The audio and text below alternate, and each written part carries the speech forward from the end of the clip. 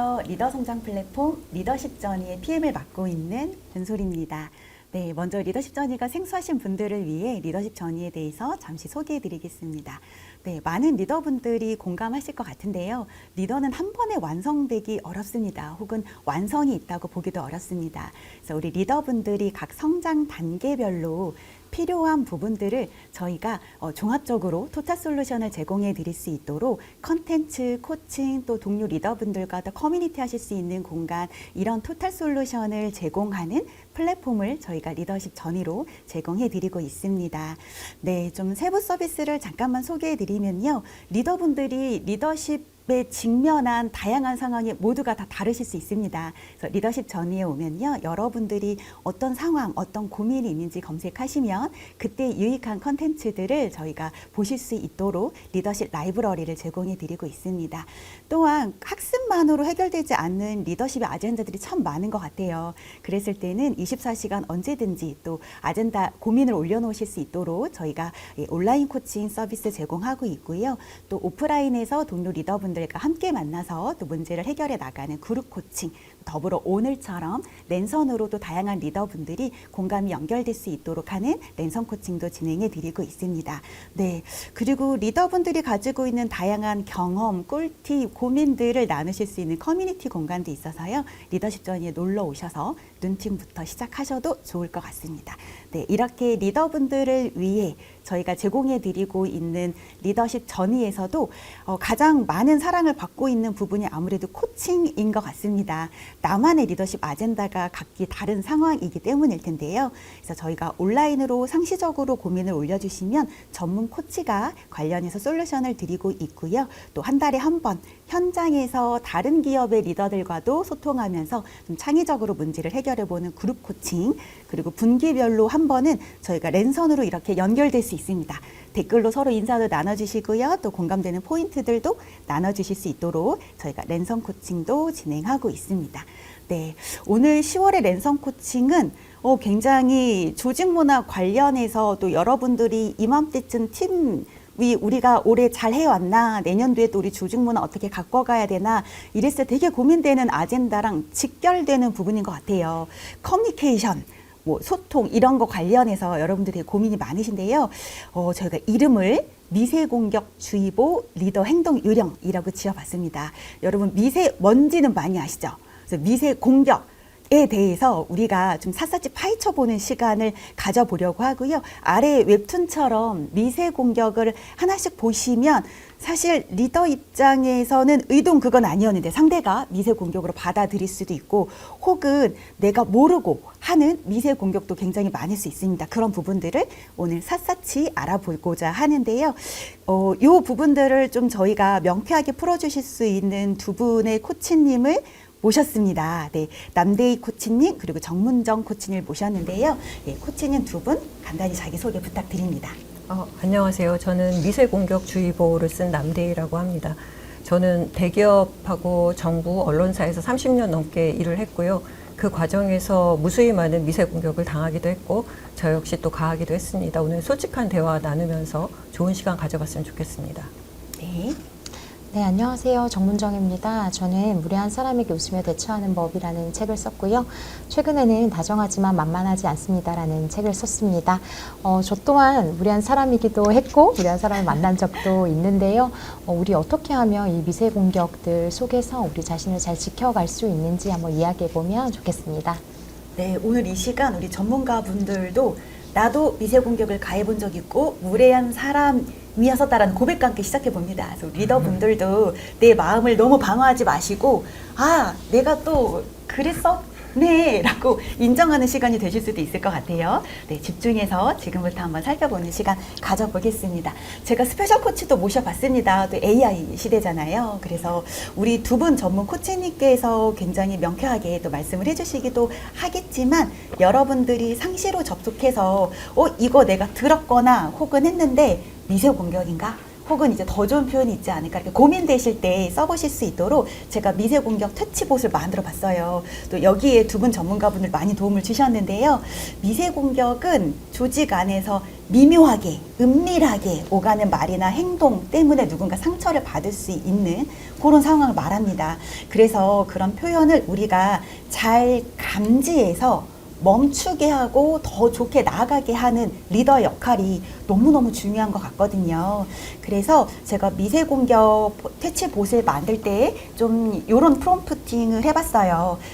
리더가 고민됐던 애매했었던 미세 공격 상황이나 표현을 입력하면 그게 미세 공격에 가까운 건지 아닌지, 그리고 그랬을 때 어떻게 대체적인 표현을 쓰면 도움이 될지, 그리고 리더를 위한 코칭 팁도 할 수 있도록 제가 한번 만들어 봤는데요. 아마 채팅창에 URL이 띄어져 있을 겁니다. 열어서 써보시면 좋을 것 같은데요.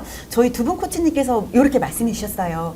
미세 공격이다, 아니다, 여기에 집중하는 것보다 그랬을 때 더 나은 표현이 분명히 있는데에 대한 참고로 보시면 좋을 것 같고요. 우리 리더분들이 이런 표현을 어디다가 막 꺼내기 어렵잖아요. 그랬을 때 좀 이게 도움을 줄 수 있는 내용이 되면 좋겠습니다. 제가 간단하게만 좀 보여드리려고 하는데요.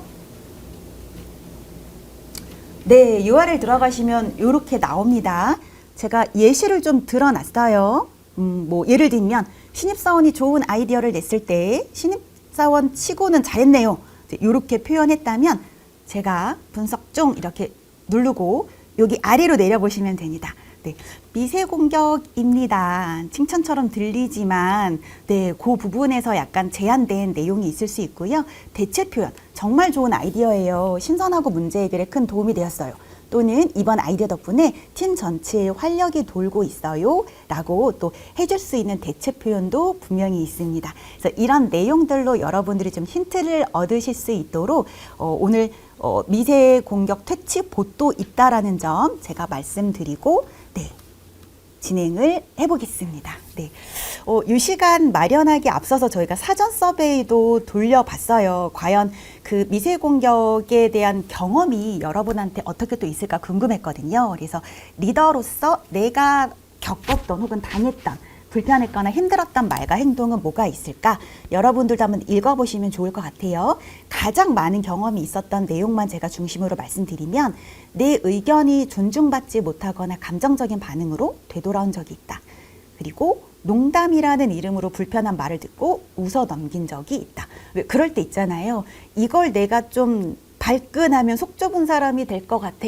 네, 상대는 농담을 한 말이지만 나는 좀 어려운 감정이 들 수도 있었던 것 같아요. 이 밖에도 지금 보여지는 질문의 항목에 여러분들도 이런 불편한 감정이 느끼셨던 적 있다면 그게 바로 미세 공격을 내가 당했던 경험일 것 같습니다.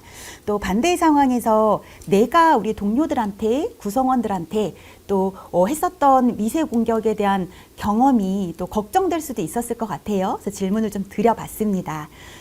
보통 다 그렇지라며 특정 집단으로 묶어서 예를 들면 요즘 친구들은 뭐 지세대들은 이렇게 좀 일반화해서 얘기한 적이 있다. 또 아까와 같은 맥락에서 내 농담이 누군가에게는 상처가 될 수 있다는 생각을 나중에 한 적이 있다. 혹은 대리니까 뭐 과장이니까 경력이나 직급을 근거로 상대의 능력을 제한하거나 낮춰보는 말을 한 적이 있다. 이제 이런 부분에 대해서 리더분들이 되게 솔직하게 그랬었던 것 같아 라고 또 이렇게 오른쪽에 보시는 것처럼 비유를 남겨주셨어요. 제가 이거 보고 좀 들었던 생각은 내가 상처를 받았어에 대한 기억은 정말 강렬한 것 같아요. 한편 내가 그랬던 것 같아 라고 했었던 때에는 다소 덜 기억하게 되는 부분도 있는 것 같아요. 저는 그렇기 때문에 리더가 더더욱 미세 공격이 어떤 건지, 어떤 나만의 기준을 가지고 경각심을 가져야 되는지 더욱 중요하다라는 생각을 또 하기도 했습니다. 그래서 제가 중간중간 또 우리 작가님들의 책 목차에서 일부 목록을 조금 뽑아서 컨셉을 만들어 봤는데요. 첫 번째 시간은 사소해 보이지만 결코 사소하지 않은 미세 공격, 과연 미세 공격이 뭔지에 대해서 우리 또 코치님들께 여쭤보려고 합니다. 남대 코치님, 제가 코치님 책 미세 공격 주입으로 보고 단숨에 책을 구매했거든요. 미세 공격 정확히 무엇을 의미하나요? 너무 잘 정리를 해주셨는데요. 그 예전 우리 직장에는 거대 공격이 많았어요. 그러니까 뭐 사무실에서 소리 지르고 호통치고 또 폭언하고 심지어 폭행도 했죠. 근데 지금은 사실 그렇게 공공연하게 하는 것이 받아들여질 수 없는 그런 분위기로 가고 있지 않습니까? 그러면서 오히려 미세 공격이 더 판을 치고 있다. 이게 노골적인 괴롭힘보다는 뭐 어떤 누구는 전혀 눈치채지 못할 정도로 교묘하고 또 아주 미묘하게 이루어지는 그런 공격이라고 볼 수 있는데요. 우리가 다 갖고 있는 편견, 그리고 잘못된 고정관념, 아니면 내가 남보다 낫다는 우월의식, 이런 것들 때문에 이제 스치듯이 다른 사람을 차별하고 또 무시하는 표정, 말, 행동이 나옵니다. 이게 다 미세 공격이라고 할 수 있는데요. 나와 다른 사람, 아니면 조직에서 마이너리티나 비주류라고 생각되는 사람을 향한 은근한 배제와 차별, 교묘한 깎아내림, 그리고 뭐 선긋기, 사회적 거절. 그래서 은밀하고 조용하게 또 상처를 주고요. 그리고 애매하게 무례하고 작지만 자꾸 반복되는 것이 미세 공격입니다. 이게 그 어마어마한 폭탄은 아니에요. 근데 뭐 표정 하나, 아니면은 말투에 숨겨진 뉘앙스, 눈빛, 뭐 자리 배치, 아니면은 그 뭐 메일을 읽고도 답하지 않는 매너, 이렇게 사소한 흔적 안에 숨어 있기 십상입니다. 근데 미세 먼지, 미세 플라스틱이 눈에 잘 보이지 않지만 그게 여파와 영향마저 미세하다고 볼 수는 없는 거잖아요. 미세 공격도 마찬가지로 그 여파가 결코 간단치는 않습니다. 오, 네. 이해를 조금 더 돕기 위해서 미세 공격의 사례도 같이 말씀해 주시면 좋을 것 같습니다. 제가 이제 초여름에 후배 직장인을 만났어요. 이제 부장급 리더인데 휴가 언제 갈 거야 물어봤더니 올해는 못 갈 것 같아요. 그러는 거예요. 왜? 그랬더니 5월 초에 연휴에 붙여서 연차를 한 이틀 썼더니 이제 상무님이 너무 싫어하는 눈치가 뻔하다는 거예요. 근데 뭐라고 대놓고 얘기는 안 하는데 뭐 눈빛, 뉘앙스, 아니면 분위기 이런 걸로 굉장히 불편하게 하고 보고만 들어가면은 못마땅하다는 한숨을 막 쉰다는 거예요. 근데 뭐 여기 폭언, 폭행 아무것도 없었어요. 근데 굉장히 불편하고 괴롭습니다. 뭐 칼퇴 아니면은 뭐 육아휴직을 쓰겠다. 이렇게 이제 직장인들한테 보장된 권리가 있잖아요. 근데 그런 것들을 지속적 반복적으로 침해하고 그리고 그것에 대해서 불편하게 하고 눈치 주는 그런 행위도 이제 미세 공격의 대표적인 사례라고 할 수 있어요. 그게 첫 번째 사례라고 얘기를 할 수 있고요. 두 번째는 배제, 이렇게 제외하는 거예요. 팀장님이 식사하러 나가자 하면서 팀원들 몇 명한테만 항상 야 가자 데리고 나가요. 저는 한 번도 부르는 적이 없는 거예요. 근데 내가 굳이 팀장님하고 먹고 싶지가 않아요. 그렇지만 계속 나는 부르지 않는 것에 대해서 내가 뭘 잘못했나? 왜 나만 싫어하지? 이런 생각이 그냥 온 그 혈관을 타고 흐를 수밖에 없을 것 같아요.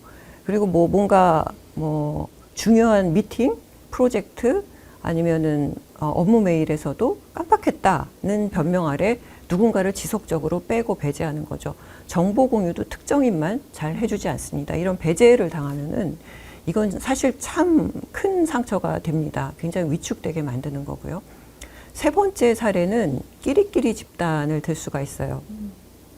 우리는 뭐 학연, 지연, 혈연, 뭐 군대연, 그리고 뭐 공채는 공채끼리 또 끈끈한 그 연줄이 있죠. 그리고 뭔가 이제 같은 부서 출신이야 이러면은 또 거기에서 유대감이 있는 거예요. 그래서 이런 연줄을 바탕으로 내 집단을 형성을 하고 그 집단에서 서로 끌어주고 밀어주고 챙겨줍니다. 근데 여기 속하지 못한 사람들은 은근히 알게 모르게 불이익을 당하고 또 평가절하를 받게 돼요. 굉장히 억울한 케이스입니다. 그리고 이 집단에 있는 사람들끼리 인사, 승진, 평가에서 혜택을 싹쓸이 해갑니다. 화나네요. 너무 화가 나죠. 또 하나는 이제 겉으로는 굉장히 나이스해요. 조직도 나이스하고 상사도 나이스해요. 근데 아주 결정적인 순간에 보면은 전혀 직원들을 존중하지 않는 태도를 보이는 리더 그리고 이제 직장이 있습니다. 예를 들면은 뭐든지 얘기합시다. 뭐 수평적으로 소통해요 해놓고 정작 직원들이 알아야 될 중요한 사안에 대해서는 침묵을 합니다. 그리고 의사결정을 180도 바꿨어요. 배경을 알려주지 않고요. 뭔가 실적이 미달됐어요. 그러면은 이거를 대안이나 전략을 제시하지 않고 무조건 맞춰와. 야, 그것도 못해? 라고 윽박 지르는 거. 기본적으로 직원들에 대한 존중이 없는 겁니다.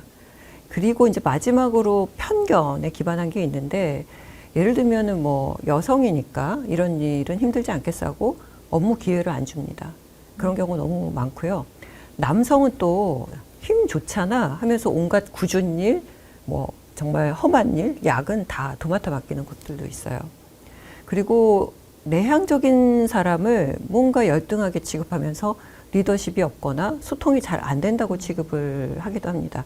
나이 어린 사람은, 그 연차 낮은 사람은 무조건 미숙할 거다. 그러니까 뭐 귀담아 들을 의견이 없어 라고 무시해버리는 것. 이런 것들이 이제 만연해 있는 미세 공격의 사례들이라고 할 수 있습니다. 예전에 제가 안 그래도 미세 공격 생각하다가 그 기억이 나는 거예요. 제가 어릴 때 사회 초년생일 때 그렇게 말씀하시는 분이 있었어요. 얘가 좀 이상하다라고 하면 꼭 너 AB형이지 이렇게 이야기하는 분이 있었어요. 맞아요. 뭐 지금은 사실은 요즘으로 치면 너 뭐 MBTI가 어떻지 네. 뭐 이런 걸 수 있을 것 같은데, 그러니까 그 말만 보면 사실 아무 문제가 없어요. 너 혈액형 AB형이지. 그러니까 그걸 가지고 내가 왜 그렇게 물어보시죠라고 하면 너가 예민하구나라고 하지만 사실 그 사람의 말에는 기본 전제가 있는 거죠. 그렇죠. 너는 이상하구나. 이상한 혈액형, AB형 네. 이런 식으로 어떤 의도가 굉장히 명확한 경우에, 그런데 그것을 마치 다른 언어로 바꾸어서 이야기하는 경우도 참 많은 것 같아요. 너무 공감됩니다. 두 분이 말씀하시는 동안 채팅창이 폭발. 그래서 제가 좀 몇 개만 읽어드리면, 네, 저도 무심코 쓰는 표현이나 행동들도 돌아보게 되네요 라고도 써주셨고, 그러기에 우리 회사에 많아요, 흑흑. 와, 이렇게 공감되죠? 그리고 따돌림 같네요. 학교에서도 그러면 학폭인데 라고 써주셨고, 맞아요, 가해자는 자신이 그렇게 하고 있음을 못 느끼더라고요. 이렇게 써주시기도 했고, 너무 속상해. 우리 상사가 그래요 라고 써주신 분도 있습니다. 그리고 요즘 제가 당하고 있는 모두 말씀해 주시네요. 너무 슬픈데요. 네, 그래서 여러분 이렇게 어려움을 겪고 계시는데요. 또 이렇게 내가 당하고 또 당하는 동료를 보면 미세 공격 이런 잦은 조직에서는 부작용이 심각하게 일어날 것 같아요. 어떤 부작용이 있을까요? 그렇죠. 특히나 제가 예전에 그 무례한 사람에게 웃으며 대처하는 법을 썼을 때 많은 분들이 이렇게 물어보셨어요. 무례한 사람 때문에 너무 괴로운데요 라고 말씀을 많이 하셨어요. 그래서 제가 그렇게 얘기했어요. 오히려 무법한 사람이라면 우리가 이렇게까지 고민하지 않을 텐데, 네. 그러니까 무법한 거는 누가 봐도 나쁜 것이고, 무법한 거는 이제 내 문제가 아니라 공적인 영역으로 넘겨야 되기 때문에 그렇게까지 오래 고민한다기보다는, 물론 상처를 받았지만 오래 고민한다기보다는 내가 컨트롤할 수 있는 영역이 아니다라는 것이 오히려 인정이 된다. 그런데 무례한 것은 자꾸만 자기 자신에게 화살이 가게 된다는 것이 문제이고, 내가 너무 예민한가라는 다른 방향으로 흘러간다라는 것이 우리를 괴롭게 한다라고 했는데, 미세 공격도 마찬가지인 것 같아요. 그러니까 누가 봐도 어떻게 저렇게 비상식적인 공격을 하지? 정말 너무 나쁜 거대한 공격이구나라고 하는 것과 달리, 미세 공격은 듣는 사람으로 하여금 그 사람에 대한 판단보다 나에 대한 판단을 자꾸만 하도록 만듭니다. 네. 내가 예민한가? 내가 너무 과민 반응을 하고 있나? 내가 조금 이상하겠다라고 스스로를 자꾸만 의심하게 됨으로써 자존감의 문제도 굉장히 큰 문제가 생기고, 그리고 가장 힘든 것은 에너지는 한정되어 있는데 그렇게 자기 자신을 계속 미워하는 데 에너지를 쓰다 보면 정작 우리가 이 시스템의 문제는 아니면 그 사람이 다시 재발하지 않도록 하는 이 구조를 건드리는 것은 좀 힘들어진다는 그렇죠. 거죠. 자기를 미워하는 데만도 넉다운이 되기 때문에요. 맞아요. 너무 공감됩니다. 맞아요. 제가 이제 직장인들 인터뷰를 했을 때 많은 이제 후배 직장인들이 저는 뭐 인정받고 출세하는 거 됐어요. 저는 그냥 누가 상처만 안 줬으면 좋겠어요 라고 얘기하는 후배들을 보고 이제 굉장히 가슴이 아팠던 적이 있는데, 이 친구들은 매년 계단식으로 마음을 내려놓는데요. 이제 여긴 희망이 없어 라고 이제 내려놓는다는 얘기를 하더라고요. 근데 이런 직원들이 늘어나면은 그 조직의 에너지는 뭐 엄청나게 술술 빠져나갈 수밖에 없는 거죠. 그리고 이런 조직이 비효율적일 수밖에 없는 거는, 사람들이 말씀하셨다시피 이게 업무 성과를 내는데 열중하는 게 아니라, 저 사람한테 잘 보여야 되는데 왜 어떻게 하면 미세 공격 피하지? 이런 식의 관계역학에 너무 많은 에너지를 쏟게 되기 때문에 비효율적일 수밖에 없어요. 근데 저는 가장 큰 부작용이 조직적으로는 그 집단 침묵이에요. 그러니까 이런 데서 이제 뭐 상사한테 잘 보여야 되고 권력자 입맛에 맞아야 되니까 자기 의견을 별로 얘기를 안 하고 그냥 거짓으로 동의하고 이제 그 사람이 하는 말은 다 그냥 옳소 이렇게 하는 거죠. 그래서 조직에 어떤 치명적인 문제가 있어도 그 얘기를 못 합니다. 그 윗사람 눈치가 보여가지고. 그래서 이런 조직은 그 상처, 문제가 골마 터질 때까지 드러나지 않는 특성이 있습니다. 너무 공감됩니다. 침묵으로 드러나고 좀 이런 거는 얘기를 해보면 어때? 라고 했을 때 기대도 안 해 라는 말을 많이 하게 되는 것 같아요. 또 이게 이어지면 그걸 목격했을 때에도 같이 반응하지 않게 되는 부분들이 또 조직의 에너지가 증발되고 있다라는 표현을 또 남대희 저자님 책에서 표현해 주셨는데 그게 저는 되게 좀 와닿았던 것 같습니다. 그래서 단순히 뭐 누가 예민하고 예민하지 않고 이렇게가 아니라 그 조직 안에서 건강한 에너지를 고갈하는 아주 큰 이슈로 우리가 생각할 필요가 있다는 생각이 듭니다. 근데 또 이제 이렇게 심각하게 말하면 나는 그런 적 없는데 또 이렇게 생각하실 수도 있을 것 같아요. 근데 제가 먼저 고백하자면 두 분은 책을 읽고 내가 또 미세 공격을 피해자이기도 했지만 가해자이기도 했네. 그리고 내가 진짜 무례했다. 진짜 이거는 내가 사과를 해야겠다라고 인정하지 않을 수가 없었습니다. 또 요란하게 공격하는 사람, 아까 막 결재판 올린 상사가 아직도 있다고 막 채팅창에 써주신 분이 있어요. 그런 분은 나도 알고 너도 알고 모두가 알지만 사실 미세 공격은 무의식적으로 말과 행동이 나오기도 하기 때문에 우리가 모두 가해자이자 피해자일 수 있는 것 같아요. 또 이랬을 때 또 리더나 우리 구성원들이 어떤 경각심을 가지고 나를 좀 스스로를 점검하기 위한 어떤 기준점을 가지면 좋을 것 같거든요. 좀 이 부분에 대해서 두 분이 좀 조언을 해주시면 좋을 것 같습니다. 네, 또 이제 제 부끄러운 이야기를 해야 되는데요. 제가 예전에 직장 생활을 할 때 한 3년 정도 퇴사하기 한 3년 정도 동안 리더 익명 피드백이라는 걸 받았어요. 네. 그래서 팀원들에게 제가 조금 불편했던 거나 미흡했던 것들을 이제 익명으로 받았는데 물론 익명이지만 익명이 아닌 누가 봐도 우리 같은지 알 수 있는 거긴 하지만요. 근데 거기에서 제가 지적받았던 것들을 제가 정리하면서 크게 두 가지를 좀 주의해야겠다라고 생각을 했었는데 첫 번째는 좀 제가 범주화를 한 이야기였어요. 그러니까 개별적인 특성보다도 범주화해서 예를 들면 그것이 제 딴에는 칭찬이라 할지라도 역시 MZ라서 그쵸, 역시 그쵸. 신선해요. 네. MZ니까 이걸 해보실 수 있겠는데요. 또는 와 역시 서울대라는 식으로 그러니까 제 딴에는 당연히 칭찬인데. 나쁜 의도가 없었지만 그런데 그런 제가 비판을 받았던 의도들을 한번 잘 생각을 해보니까 그런 의도와는 상관없이 개별적인 이야기를 하지 않고 그 사람의 어떤 그 사람이 속해 있는 배경이나 특성 같은 것들을 제가 뭉뚱그려서 A이니까 B겠네요 라고 하는 말들을 했을 때 많이들 불편해 하는구나. 그래서 그것을 안 해야겠다라고 깨달았던 게 있었고요. 두 번째는 친해지려고 하는 농담이 있었어요. 제가 친해지고 싶어서 아이스 브레이킹을 하고 싶어서 했던 농담들을 나중에 지적받는 경우를 많이 봤어요. 네. 그래서 제가 그때 생각했습니다. 사실은 농담이라는 게, 그러니까 웃음이라는 게 우리가 예컨대 그런 경우가 있어요. 우리가 영어로 농담을 들으면 잘 안 웃기거든요. 그렇죠. 그러니까 웃음이라는 건 사실 되게 고도의 맥락이에요. 그런데 제가 농담했던 것들은 사실 어색하니까 친하지 않은 관계에서 분위기를 풀어보고자 농담을 했던 것인데 농담이라는 것은 굉장히 미묘한 맥락이 있기 때문에 오해받을 수가 있구나. 그래서 생각을 바꿔 먹어야겠다. 어떻게? 친하지 않으니까 농담해야지. 아직 어색하니까 농담해야지가 아니라 친해지면 농담해야지. 친해지면 농담해야지. 네, 어색하지 않을 때 농담을 해야지 내가 괜히 친해지지도 않았는데 괜히 실수를 하게 되기가 쉽구나. 그래서 그 두 가지를 조금 신경 쓰게 되었던 기억이 있습니다. 너무 좋은 팁 같습니다. 저도 이제 칭찬한다고 역시 지세대들은 혹은 땡땡대니까 근데 사실 그 옆에 있는 땡땡대가 아닌 분은 뭐지? 라는 감정을 또 네, 옆에 네, 있는 네. 분이 가질 수도 있잖아요. 네, 네. 그래서 좀 그런 구분점을 갖는 것도 중요한 것 같고 네. 농담으로 뭔가를 한다는 게 아니라 친해지면 한다. 그 기준도 좋은 것 같아요. 맞아요. 네. 그러니까 작가님이 이제 고백을 하시니까 네. 저도 고백 시간. 저도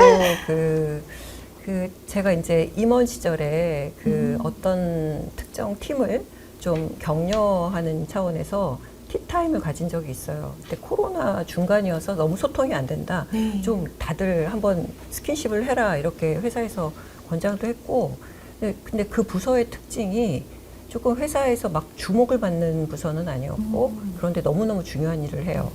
그런데 다른 부서에서는 이 부서를 좀 잔소리꾼, 귀찮은 존재라고 여기기 십상인 그런 부서였어요.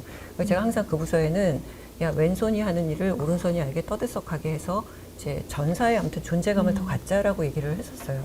근데 이제 미팅을 하다가 핵심적인 업무를 하는 직원에게 그냥 그래 알았고 뭐 요즘 좀 에너지 레벨 떨어져 보이는데 힘내서 파이팅 해보자 이렇게 하고 이제 뭐 다 그랬어요. 제가 뭐 거기서 그 미팅에서 누구를 뭐 질책하거나 할 의도는 전혀 없었던 거죠. 그리고는 이제 다음날 출근을 했더니 메일이 와 있는 거예요. 왜 내가 다른 부서원들이 보는 앞에서 에너지 레벨이 낮다는 얘기를 들어야 되느냐. 불쾌하다. 그거를 딱 받았는데 제가 출근하자마자 뒤통수를 딱 맞은 것 같더라고요. 저도 에너지 레벨이 낮은 주제에, 그리고 저도 내향적인데, 내가 또 그런 식으로 또 얘기를 했구나. 그래서 저는 바로 메일 썼어요. 진짜 미안하다. 나도 그런 주제에 내가 지금 무슨 말을 했고, 왜 그랬는지 정말 사려 깊지 못했다. 앞으로 절대 그런 일 없겠다. 이렇게 했습니다. 그러나 그 친구는 저한테 답장을 보내지 않더군요. 그것도 미세 공격하니까 싶기도 한데, 어쨌든 이제 그렇게 저도 사실은 미세 공격하면은 역사가 길거든요. 당해온 역사도 길고. 근데 되게 예민하게 캐치를 할 수 있어요, 또. 남들은 네. 모르는 것도. 그런데 불구하고 저도 이제 직급이 올라가고 권한이 어느 정도 생기면서 자꾸 이제 꼰대 흉내를 내고, 그리고 저도 모르게 상처되는 말 툭툭 하거나 내향적인 친구를 좀 걱정스럽게 보고, 심지어 제가 여성인데 육아휴직 때문에 좀 쉬겠다는 그 직원을 보면은 먼저 업무 공백을 걱정한 적도 있어요. 그러니까 정말 시대도 그러했고 저도 너무 사려있지 못했던 거죠. 이런 식으로 피해자, 가해자가 그러니까 저 사람만 반드시 하는 거 아니고 윗사람만 하는 것도 아니고 요즘은 아랫사람이 윗사람한테 하기도 하고 정말 이제 복잡한 양상으로 나타난다. 그리고 꼭 의도가 없더라도 우리 모두가 이제 무의식적인 편견을 갖고 있거든요. 그래서 이제 내가 이거는 잘하면서 뭐 환경적으로 갖고 있는 거기 때문에 없애려고 해도 무의식적으로 나와요. 그래서 저는 사실은 이제 자기만의 체크리스트를 좀 가졌으면 좋겠어요. 그래서 리더들은 이제 퇴근 시간에 단 5분이라도 내가 오늘 어떤 단어 많이 사용했지? 누구한테만 특정인한테만 피드백 주지 않았나? 아니면은 어떤 친구가 회의 시간에 말이 굉장히 없어졌어. 내가 피드백을 조롱이나 비난의 방식으로 하지 않았는지 이런 것들 몇 가지를 좀 5분만 정리하고 퇴근하는 습관을 가지면요. 이게 뭐 하루 이틀은 큰 변화가 없어 보이지만 이게 쌓이면은 여러분들은 굉장히 레벨이 다른 리더가 돼 있을 거다라는 거 하나. 또 하나는 미세 존중의 습관을 갖자는 건데 미세 존중이 미세 공격의 반대예요. 작고 소소한 인정과 칭찬인데 이 조직에 있어서 소외되거나 마이너리티, 뭐 미세 공격 많이 당하는 그런 사람들은 뭔가 위축이 돼 있고 그리고 칭찬이나 인정을 적게 받을 가능성이 높아요. 그렇기 때문에 이제 리더는 미세 공격을 안 하는 것만 신경 쓸 게 아니라 좀 더 자주 인정해주고 칭찬해주는 노력을 해야 된다. 이게 거창할 필요 없고요. 그냥 뭐 회의 중에 끄덕임 한 번, 미소 한 번, 좋은 의견이네라는 피드백 한마디가 그 사람들한테 굉장히 큰 힘이 됩니다.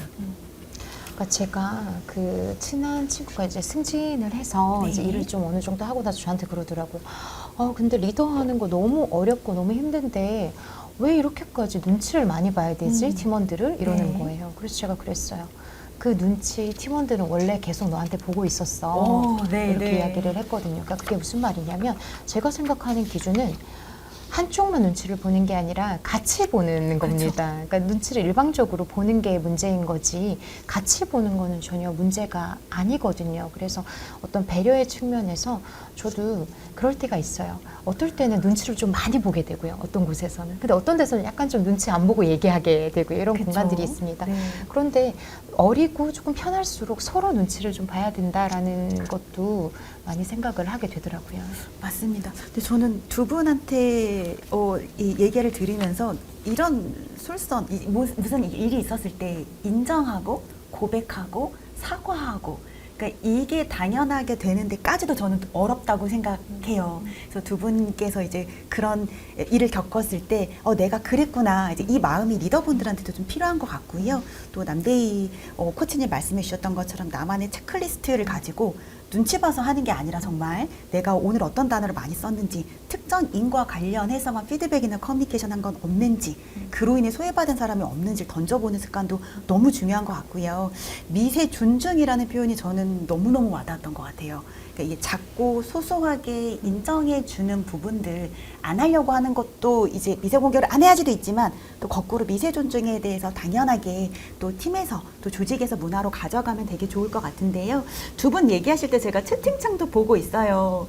우리 조직에 와보셨나요? 그래서 얘기하시는 건가요? 이제 이런 글도 있고요. 이 영상을 누군가한테 추천해서 보여주고 싶다라는 분들도 많고요.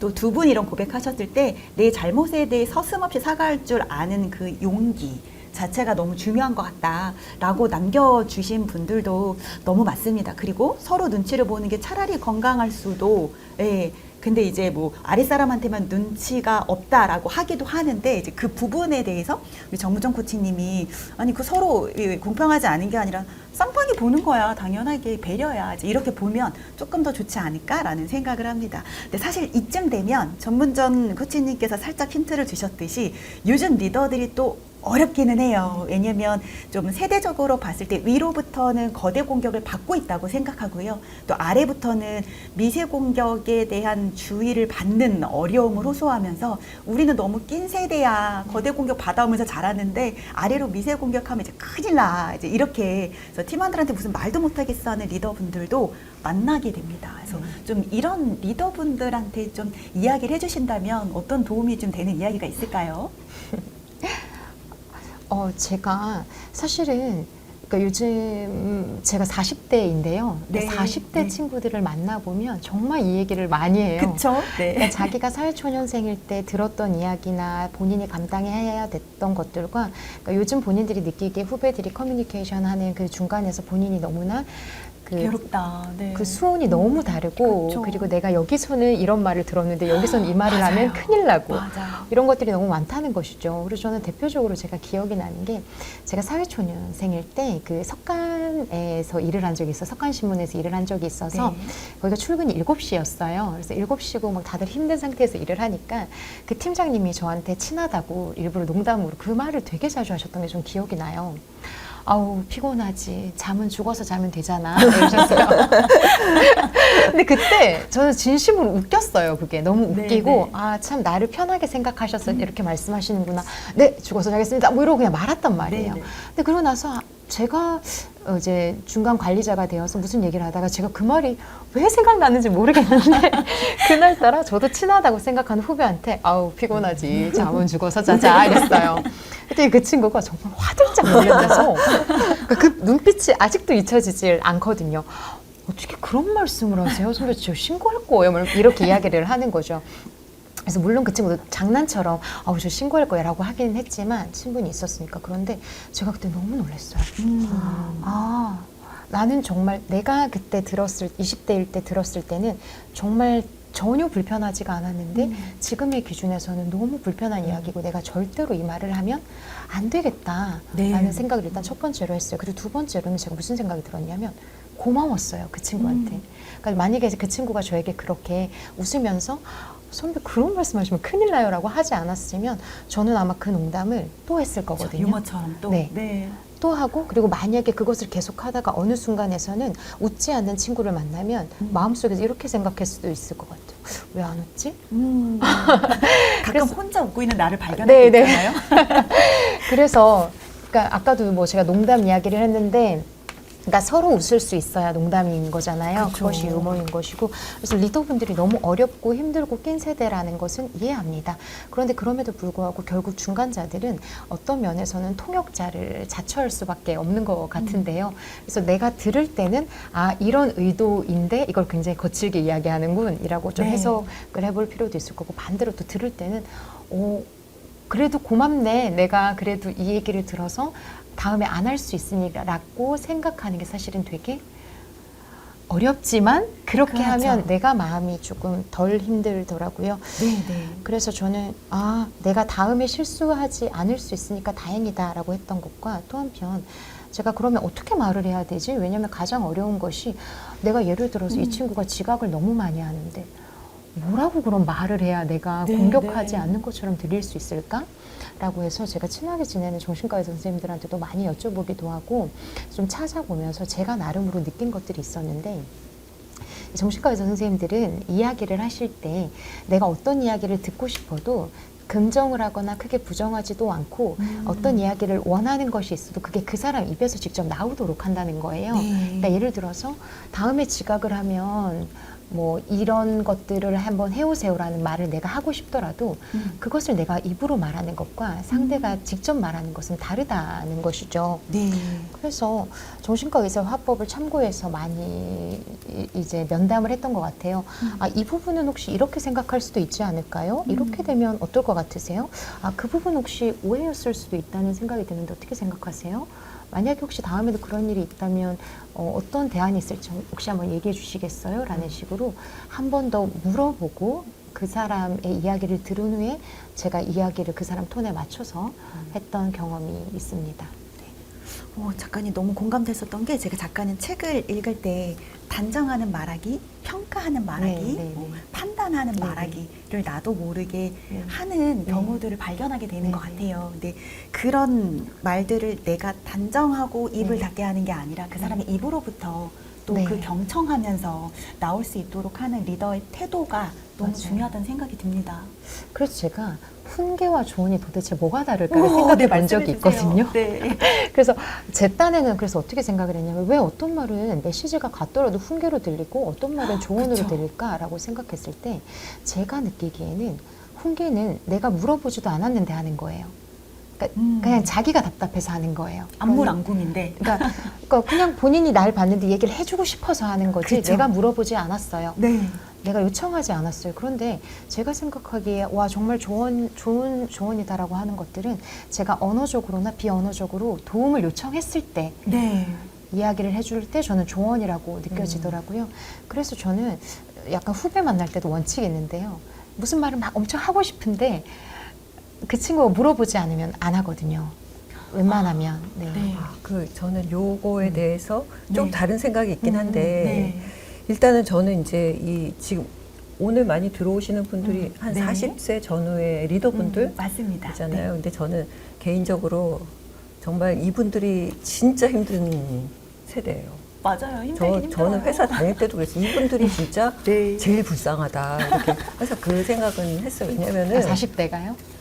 40대 뭐 지금 팀장, 리더, 뭐 아니면 부서장 되는 건데 예를 들면은 뭐 위에서 욕먹고 아래에서 욕먹는데 일단은 뭐 그 회사가 변화해야 되고 혁신을 해야 된다. 근데 혁신이 안 되는 건 얘네들이야. 중간 리더들이야라고 회사에서 굉장히 많이 프레임을 씌웁니다. 왜냐면은 임원들은 그 어쨌든 CEO가 이렇게 하면 일사불란하게 막 쫓아가는 그 신용을 하잖아요. 근데 이제 우리 조직이 그래도 왜 안 바뀌어? 그러면은 요 중간 리더들을 엄청나게 비난을 해요. 첫 번째. 두 번째는 그 아래에 있는 직원들은 임원은 한 치 건너예요. 근데 이 중간 리더는 늘상 피드백을 주고받는 바로 아주 가까운 사람이에요. 제일 싫은 거예요. 그래서 이 그 중간 리더들을 제일 욕해요. 그래서 위에서 욕먹고 아래에서 욕먹는 세대다. 그리고 호통치는 리더 밑에서 묵묵하게 일했는데 지금은 뭐 후배 눈치 봐야 되고 말 한마디 하기가 굉장히 조심스럽고 그리고 뭐 위에서 내려오는 지시, 성과, 압박 이런 거 다 있는데 이 관계 피로 이거 신경 쓰랴 성과, 압박 해결하랴 이 이제 이중고에 시달리는 굉장히 가운데 토막이에요. 저는 굉장히 이제 지금 힘든 위치에 있는 분들이라고 생각하고 그게 잘 극복하고 마음 관리도 잘 하셔야 된다는 생각이 듭니다. 근데 이제 후배 눈치 보는 그 리더들 많잖아요. 너무너무 예민하잖아요. 요즘 후배들. 근데 저는 이제 후배의 감정을 살피고 과잉 배려하고 그리고 할 말도 못하고 이거는 저는 리더의 그 몫이 아니라고 생각해요. 그렇죠. 저는 리더는 그냥 질서를 세우고 기준을 만들고 원칙을 정하면 된다고 봐요. 그래서 어떤 후배가 선을 넘는 뭐 발언을 했다. 그럼 그거는 우리는 이러이러하게 그 뭐 뭔가 부정적인 얘기는 하지 않도록 합시다라고 룰 세팅을 해줘야 돼요. 대신에 우리는 다른 대안을 가지고 얘기를 합시다. 이렇게 딱 잘라주는. 그래서 질서를 잡아야지 그거를 참아 넘긴다 아니면은 뭐 뒤에 가서 말할 걸 그랬나 이러지 마시고 그냥 쿨하게 그 자리에서 정리를 하세요. 그리고 피드백은 1대1로 개인적으로 불러서 그리고 그 사람이 뭔가 마음이 가라앉은 그 타이밍을 기다려서 피드백을 나이스하게 해주는 거. 저는 원칙을 세우는 것이 여러분 몫이지 후배 눈치 보고 비위 맞추라고 여러분 있는 거 아니라는 거 하나 말씀드리고 싶고요. 근데 어떤 분은 아니 내가 후배한테 이 말을 해도 될까 저 말을 해도 될까 때문에 머리가 너무 아파요 하는 분이 있어요. 근데 어떤 말이 정답은 없어요 사실. 근데 아까 이제 뭐 그 조언과 훈계 얘기를 했는데 저 같은 경우에는 제가 믿고 좋아하는 선배가 하는 얘기는 다 괜찮았어요. 뭐 화자에 따라. 부적절한 얘기가 있어도 그냥 뭐 말실수하고 딱 넘어갔는데 제가 싫어하는 선배가 약간 뭐 선의를 가장해서 무슨 얘기를 해도 너무 화가 나는 거예요. 그래서 저는 그게 훈계고 이제 내가 좋아하는 사람이 하는 게 조언이라고 느껴졌거든요. 그래서 사실은 이게 그 하나하나에 신경 쓰기 너무 힘들다 그러면은 저는 이제 부서원 그 팀원들의 신뢰를 얻는 리더가 되려고 노력을 해야 돼요. 그러면은 사실은 조금 삐끗해도 다 받아들여주고 그렇지만 신뢰를 못 얻는다? 그러면은 다 싫어요. 근데 이 신뢰를 어떻게 얻느냐? 이거는 어느 날 몇 시 몇 분에 형성되는 게 아니라 그 조직 생활을 하면서 일관되게 보여줬던 태도, 말, 그다음에 뭐 피드백의 방식 이런 게 종합이 된 거거든요. 그래서 그렇게 이제 만들어야 되는데 그러면 그 신뢰를 어떻게 그 만드는 팁이 있나요? 제가 그걸 말씀을 몇 가지를 드릴 수 있지만 오늘의 주제와는 조금 떨어진 것 같아서 다음 기회에 말씀드리겠습니다. 네, 어떻게 보면 제가 근원적인 것 같아요. 맞아요. 신뢰가 잘 구축되어 있으면 사실 의도에 대해 의심을 안 하게 되기도 하잖아요. 그리고 아까 화자에 따라서도 말씀하셨는데 저도 이제 그런 걸 토로받는 후배나 동료들을 보면 근데 만약에 그 말을 너가 좋아하는 이 사람 했다고 생각해봐. 난 이 말에 사실 동의하거든. 이라고 말을 한 적도 있어요. 그래서 결국은 어떤 특정 상황, 특정 이인에 따라서 라기보다는 그 신뢰할 수 있는 문화나 그 신뢰할 수 있는 리더의 어떤 이런 좀 어떤 맥락을 좀 쌓아오는 게 되게 중요한 것 같습니다. 그리고 네. 너무 중요한 말씀인 게 리더가 거대 공격을 받으면서 미세 공격을 받아서 낀 세대로서 요즘 어려움을 많이 호소하는 것도 많거든요. 리더십 전에도 어마어마하게 고민들이 올라옵니다. 그래서 그런 부분들에 있어서 눈치를 봐야 된다, 혹은 나를 질책해야 된다 이런 것보다는 리더가 원칙을 세우고 좀 질서를 좀 잘 잡는 그 기준을 좀 그 자리에 살 수 있는 좀 이런 부분도 되게 중요한 것 같습니다. 네.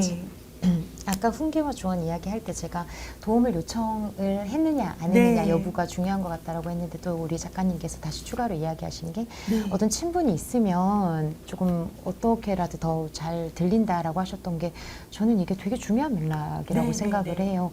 그러니까 예를 들어서 제가 좋아하는 책 중에서 다른 의견이라는 책이 있는데 네. 그 책이 정말 양극단에 있는 사람들 을 중재하는 사람들만 모아서 인터뷰를 한 책이에요. 예컨대 뭐 이현 조문 변호사라든지 아니면 인질 협상가라든지 뭐 이런 사람들만 모아서 우리가 그냥 대화하는 것도 어려운데 완전히 양극단에 있는 사람들 사이에서 어떻게 어떤 결론을 도출하는 데까지나 나가십니까? 비결이 뭡니까? 라고 물어봐서 그 비결들을 정리한 책이에요. 네. 그런데 그 책에서 정말 다양한 직군에 있는 사람들이 다 공통적으로 했던 말이 그거였어요. 첫 번째로 했던 말이 라포를 형성하십시오. 라포를 형성하십시오. 상호 신뢰관계를 먼저 만들어야지만 어떤 이야기를 하더라도 덜 오해받습니다. 덜 평가받습니다. 그러니까 내가 어떤 이야기를 하고 싶다면 그 전에 나는 당신의 적이 아닙니다라는 것을 일단 네. 분명히 하십시오라고 하는데 저는 앞에서 우리 이야기 나왔던 것들이랑도 네, 많이 통하는 맥락이라고 맞습니다. 생각해요. 네네. 근데 요즘 영포티가 또 비난받잖아요. 근데 그렇게 있잖아요. 나는 라포를 형성할 거야. 그래서 막 나는 너네들하고 너무 얘기가 잘 통해.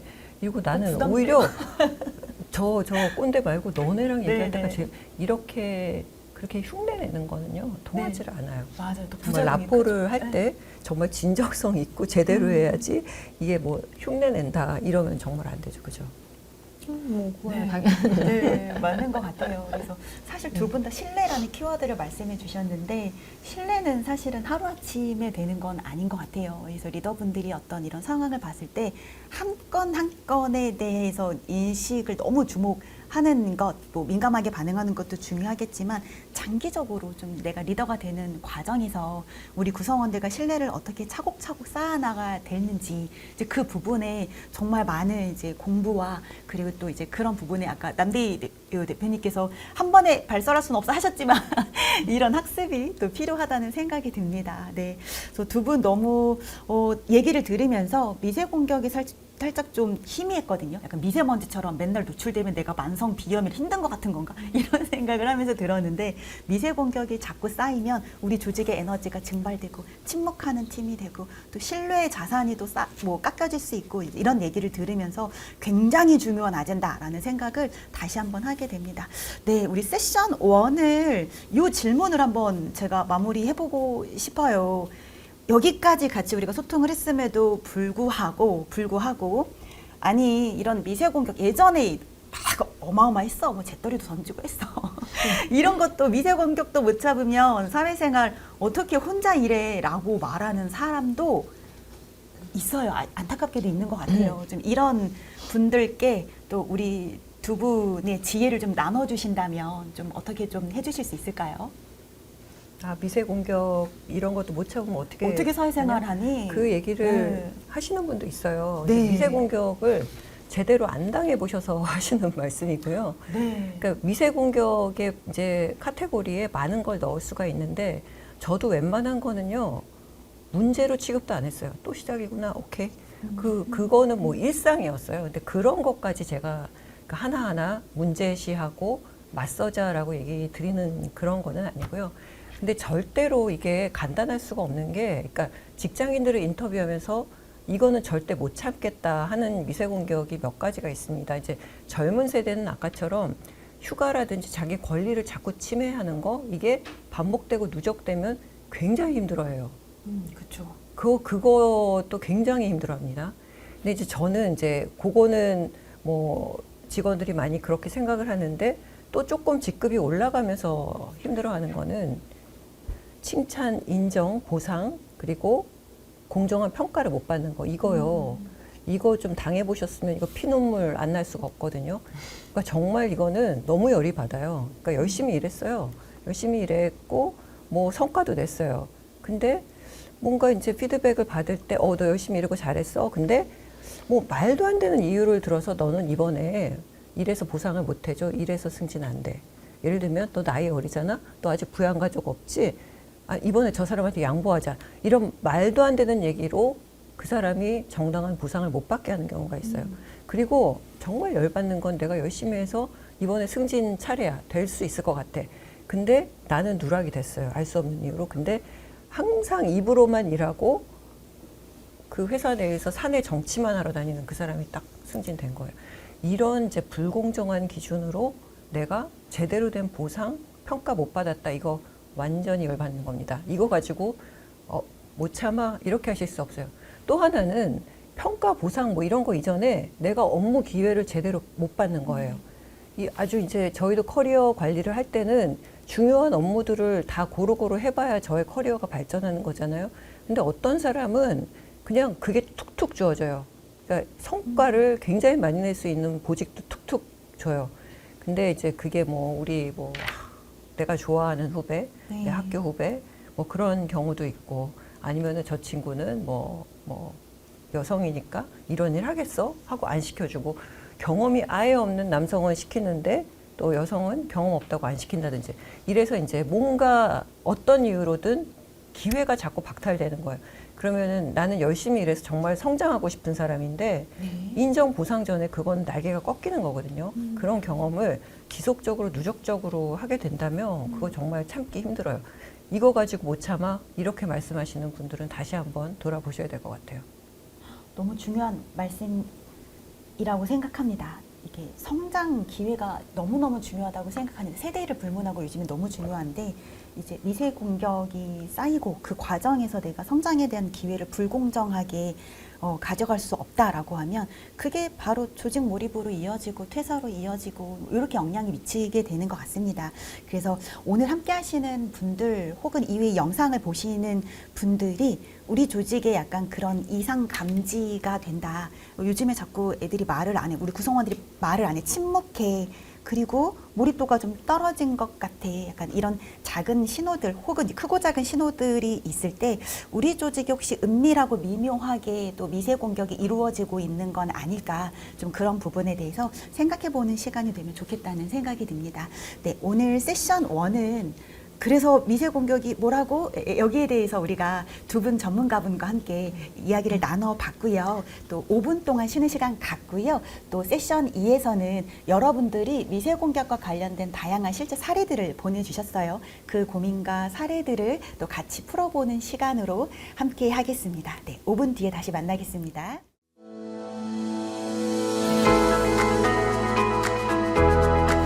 네, 두 번째 세션 시작해 보겠습니다. 네, 제가 제목을 저기요, 선 넘으셨습니다만, 네, 누가 금발 봤다고 선 넘었다고 말해줬으면 좋은 타이밍이 있는 것 같아요. 그래서 이제 그런 부분들을 저희 전문가 두 분과 다시 풀어보려고 합니다. 네, 또 쉬는 시간에 채팅 남겨주신 분들이 있어요. 미세공격주의보 책을 구매하면 저 책에 미세공격의 노하우도 담겨 있을까요? 담겨 있고요. 이 책에 제가 빨간 펜을 엄청 그어놨습니다. 정말 필독서로 추천드리고요. 정문전 작가님의 다정하지만 만만하지 않습니다. 그리고 무례한 사람에게 웃으며 대처하는 법도 제가 읽고 연이 한 번 더 읽었거든요. 좀 이런 부분들을 읽으면서 리더의 감수성 또 리더의 태도에 대해서 한번 생각해보는 시간을 가지면 너무 좋을 것 같아서 예, 제가 강추드리면서 좀 시작해 보려고 합니다. 네, 지금부터 우리 리더분들이 나 이런 거 좀 당하고 겪고 목격해서 좀 불편했어. 감정이 불편했어. 이제 이런 것들에 대한 사전에 저희가 데이터를 좀 받았습니다. 그 내용을 하려고 하는데요. 제가 첫 번째 시간에 미세공격 퇴치봇, AI봇을 만들었다고 말씀드렸어요. 그래서 오늘 나온 사연들 혹은 내가 사연을 미처 보내지 못했는데 나 이런 적 있었어 하는 내용들을 댓글로 남겨주셔도 좋고요. 또 우리 미세공격 퇴치봇에 들어가서 한번 더 입력해 보시는 방법도 좋을 것 같습니다. 또 댓글로 많이 남겨주시면 저희 또 시간으로 봤을 때 또 다룰 수 있으면 최대한 다루는 걸로 하겠습니다. 네, 첫 번째 사연부터 한번 시작해 보겠습니다. 리더분께서 직접 보내주신 사연입니다. 올해 초 부서를 옮기면서 새로운 팀을 맡게 되었는데 팀원이 제가 그 새로운 팀 업무의 경험이 적다라고 생각했는지 그건 그렇게 하는 거 아니거든요 라는 답변을 해서 당황했고 순간 무시당하는 기분이 들었다고 말씀 주셨고 또 유사하게 사연을 보내주신 분이 팀장회의에서 의견을 말했는데 이전에 그 업무를 했지만 지금은 그 팀장이 아닌 구성원이 예전에는 그렇게 안 했는데요 라고 하더라고요. 현재 상황이 달라졌는데 그걸 이해 못하고 하는 건지 그냥 나를 공격하는 게 목적이었는지 이런 이야기를 듣고 기분이 좀 언짢았다라고 의견을 남겨주셨습니다. 네, 뭐 이런 부분들에 대해서 우리가 어떻게 대처할 수 있을까요, 코치님? 저게 그 직장에서 저런 일이 왕왕 있어요. 네. 제가 터줏대감처럼 한 부서에 오래 근무하는 이제 실무 직원들이 있습니다. 네. 근데 그 위로 새로운 선배나 팀장이 오면은 그러니까 오래 근무했다는 그 무기를 가지고 텃세를 부리고 뭔가 군기를 잡으려고 하는 눈치가 있어요. 근데 네. 이런 일이 굉장히 흔하게 있어요, 사실은. 근데 이거를 뭐 실무자하고 그냥 이래서 내가 어떻게 해야 될까 이거를 끊임없이 생각하실 필요 없이 지금 네. 그 사연 잠깐 띄워주실래요? 네. 예전에는 이렇게 안 했거든요. 이렇게 말씀하셨을 때, 지금은 그냥 그 시대, 상황, 우리 목표도 달라졌습니다. 그렇기 때문에 우리는 새로운 시도를 할 수 있는데, 이전의 경험은 당연히 참고를 하겠습니다. 라고 그냥 회의석상에서 딱 끊어주시면 됩니다. 그리고 저 같으면은 이제 따로 불러서 네. 그날이 아니든 며칠 지나서든 이제 1대1로 피드백을 할 것 같아요. 그런 언어보다는 뭔가 네. 대안을 가지고 제시를 해줬으면 좋겠다. 그래야만 팀의 전체 분위기가 좋아진다. 이런 식의 피드백은 반드시 해야 되고요. 그 1대1 피드백의 성공률이 굉장히 높아요. 저도요, 그 당했을 때 피드백을 하기 전에 가슴이 너무 떨렸거든요. 근데 이제 그 시간을 며칠 둘 필요도 있어요. 그래서 이제 제가 할 말을 쭉 정리를 했었고, 그 불러서 차분히 얘기를 했을 때, 한 친구는 그 자리에서, 생각지도 못해 너무 죄송합니다. 딱 그때부터 이제 태도가 달라지기 시작했고, 한 직원은 눈물을 펑펑 쏟았어요. 사실은 제가 요즘 너무 힘들었어요. 그러다 보니까 제가 이상하게 행동했습니다. 네. 그래서 그 친구의 고민까지 들을 수 있었거든요. 그러니까 1대1 면담을 타이밍 잘 잡아서 효과적으로 한다면은 굉장히 또 큰 그 관계의 발전, 신뢰를 얻는 계기로도 활용이 될 수 있을 것 같아요.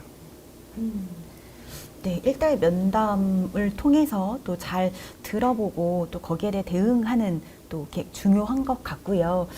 사실 유사한 고민들을 되게 많이 보내주셨어요. 저도 이런 상황을 많이 목격하고 또 생각해보니 많이 겪었던 것 같아요. 또 유사성 있는 고민으로 프로젝트 개선 회의 때 팀원이 기존에는 체계가 없었다라고 말하면서 자신이 체계를 개선해봤다고 했습니다. 그러니까 기특한 한편 또 이제 그동안 체계가 없었다고 말한 것에 대해서 좀 평가절하된 것 같아서 불쾌한 경험을 작성해 주신 것 같습니다.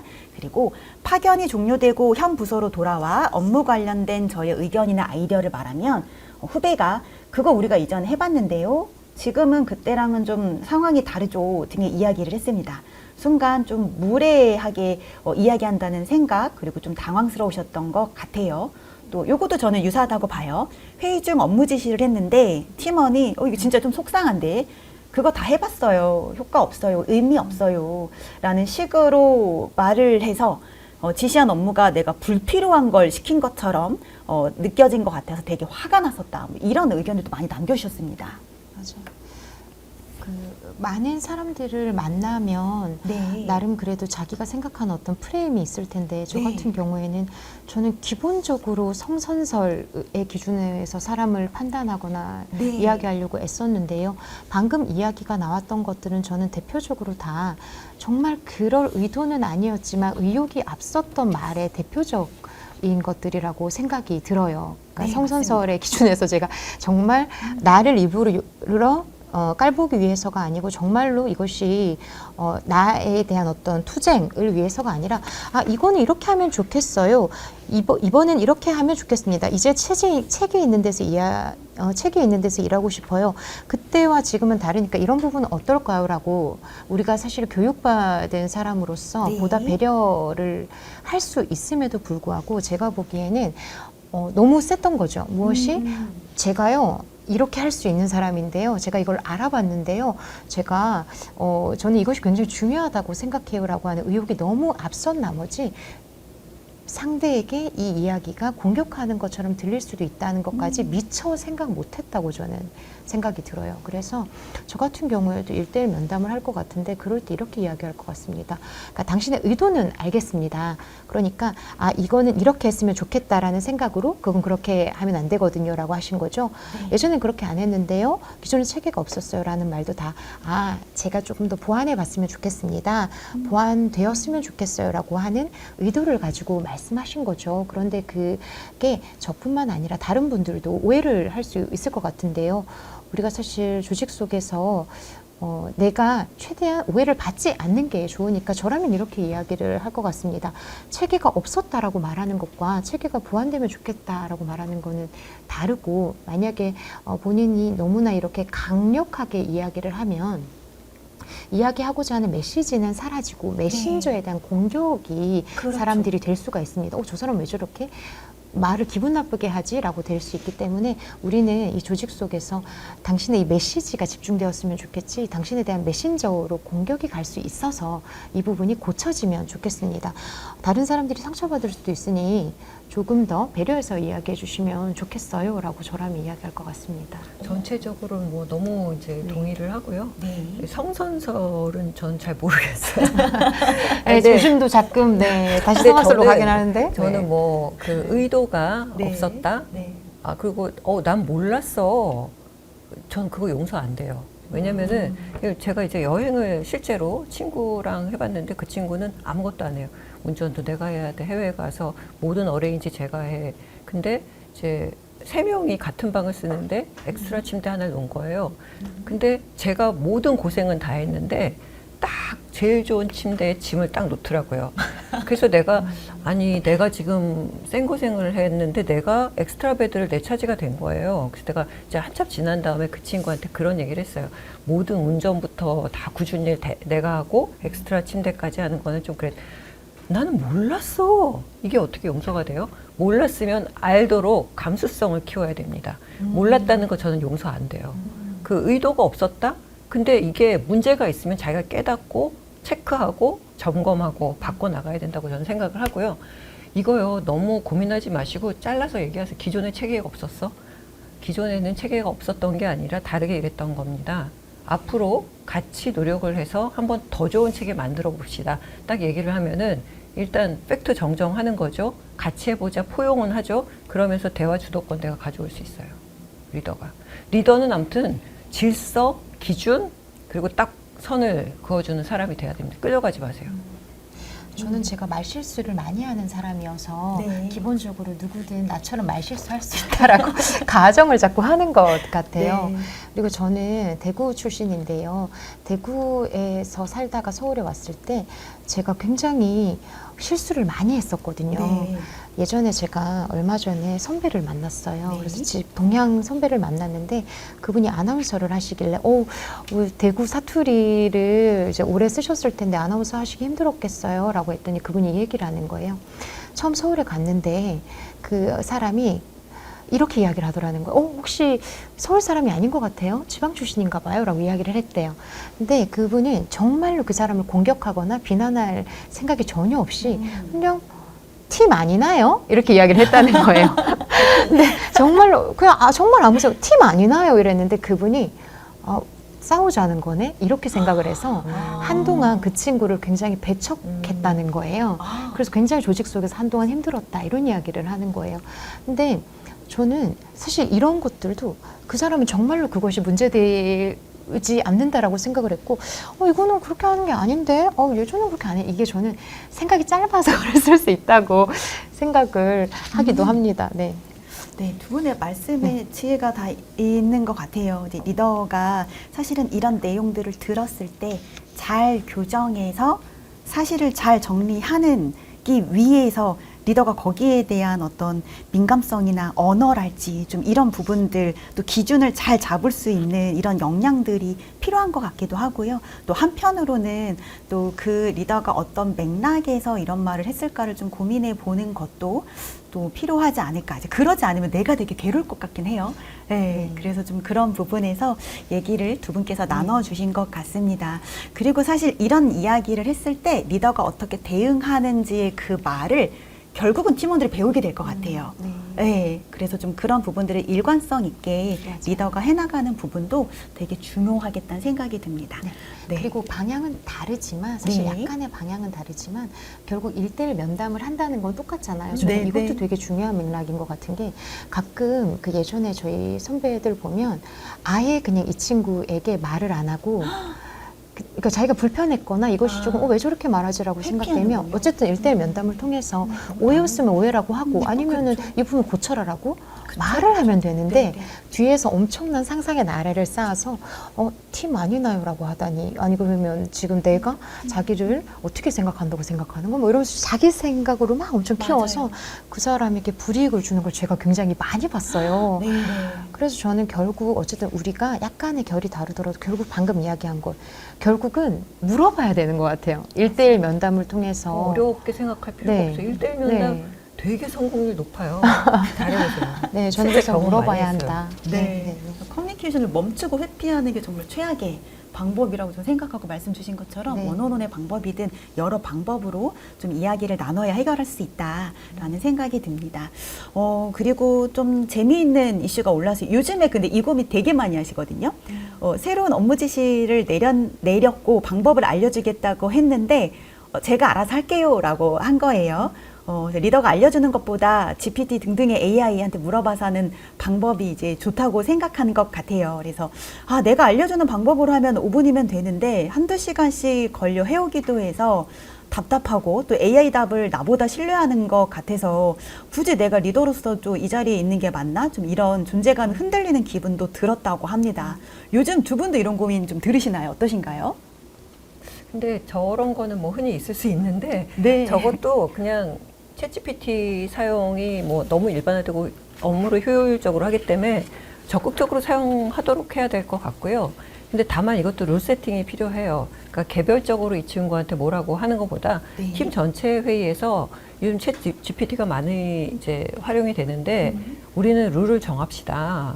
그래서 이거는 뭐 활용은 어디까지 하는 것이고 그 전에 우리는 판단이 있어야 됩니다. 그리고 전체 맥락을 이해하는 거는 GPT보다 사람의 몫이고 책임 역시 사람이고 전략적인 방향은 최종 우리가 합니다. 그래서 그 활용의 가이드라인 같은 것을 만들어서 그러니까 아무 생각 없이 그 하면은 사실은 우리가 어떻게 프롬프트 넣느냐에 따라서 답이 완전히 엉망이고 또 좋아지고 이렇잖아요. 네. 자기 색깔, 자기 판단이 있어야만 또 GPT 활용도 잘 되는 거기 때문에 뭔가 룰을 잘 정하고 적극적으로 활용하도록 네. 그렇게 하시고 리더의 존재감 이거 흔들 필요 없어요. 맞아요. 너무 공감합니다. 코치님 말씀에 너무 공감하고 또 일전 회의 때 저희가 정문정 코치님께서 이런 얘기를 했어요. GPT는 이렇게 나를 공감해 주는데 팀장님은 또 이런 고민도 들어보신 적이 있다고 맞아요. 하셨는데 또 이럴 때도 이제 리더가 당황하게 되는 것 같기는 해요. 네, 맞아요. 그러니까 요즘 최근에는 그 챗GPT가 업데이트가 되면서 과잉 공감하는 것을 줄였는데요. 네, 한동안 너무 챗GPT가 일단 무조건 다 과도하게 네. 너무나 대단하고 네, 너무나 그쵸. 참신하고 이런 것들에 익숙해지다 보니까 그리고 저는 요즘 많은 분들이 약간 그 상담 심리사처럼 네. 챗GPT를 많이 쓰다 보니까 맞아요. 자기가 언제든 필요할 때 다른 사람에게 물어볼 수 있고 언제든 자기가 요구하는 답을 줘야 되는 NPC처럼 생각하는 그런 경우가 너무 많은 것 같더라고요. 그러니까 기본적으로 인간과 인간 간의 관계는 언제나 충돌이 있을 수밖에 없고 예외가 있을 수밖에 없는데 우리가 챗GPT에게 요구하는 것은 내가 예측 가능한 것입니다. 나에게 칭찬해. 내가 이렇게 말했을 때 즉각적으로 반응해 라고 하는 것인데 그것이 인간이니까 당연히 안 되는 것인데 인간인데 왜 못해줘? 얘도 하는 거를 이라고 한다는 것이죠. 그래서 이렇게 생각을 하는 분들이 요즘은 너무 많아져서 또 리더로서도 이렇게 조언을 해주고 하다 보면 그 친구가 근데 왜 저한테 공감을 안 해주세요? 라고 이야기를 많이 한다는 거예요. 그래서 제가 생각하기에는 공감을 하는 것도 중요하지만 지금 여기에서는 우리가 대안을 찾는 것이 더 중요하기 때문이다 라는 것을 좀 짚어주면 좋겠고 그리고 저는 사실 이런 후배는 저라면 근데 그냥 놔둘 것 같긴 해요. 네, 왜냐하면 이런 분은 도태될 거예요. 왜냐하면 네. 업무에 있어서 우리가 기계가 아니기 때문에 A를 해서 B를 해서 C가 나오는 것이 아니거든요. 제가 친구한테 그렇게 물어본 적이 있어요. 가까운 사람이 한 분이 회계사고 한 분이 약사여서 요즘 작가들도 대체된다는 걱정이 참 큰데 이거에 대해서 어떻게 생각해요? 라고 이제 친한 친구한테 물어봤어요. 네. 그랬더니 약사가 이러더라고요. 아니 무리하다라고 하는 거를 어떻게 할 거야? 그리고 뭐 약을 제대로 얘기하는 줄 알아? 그런 것들 있잖아요. 네, 그러니까 네, 네. 그냥 우리가 모르는 사람들은 실무적으로 생각했을 때 타이레놀을 달라고 한다. 오케이, 타이레놀을 준다라는 것이지만 그 안에는 수많은 변수가 있다는 것이죠. 회계사인 친구도 그렇게 이야기를 해요. 물론 보조적으로 쓸 수는 있지만 클라이언트들이 나에게 요구하는 결들이 너무나 다르기 때문에 이것을 일원화할 수가 없어라고 하는 영역이 있다는 것이죠.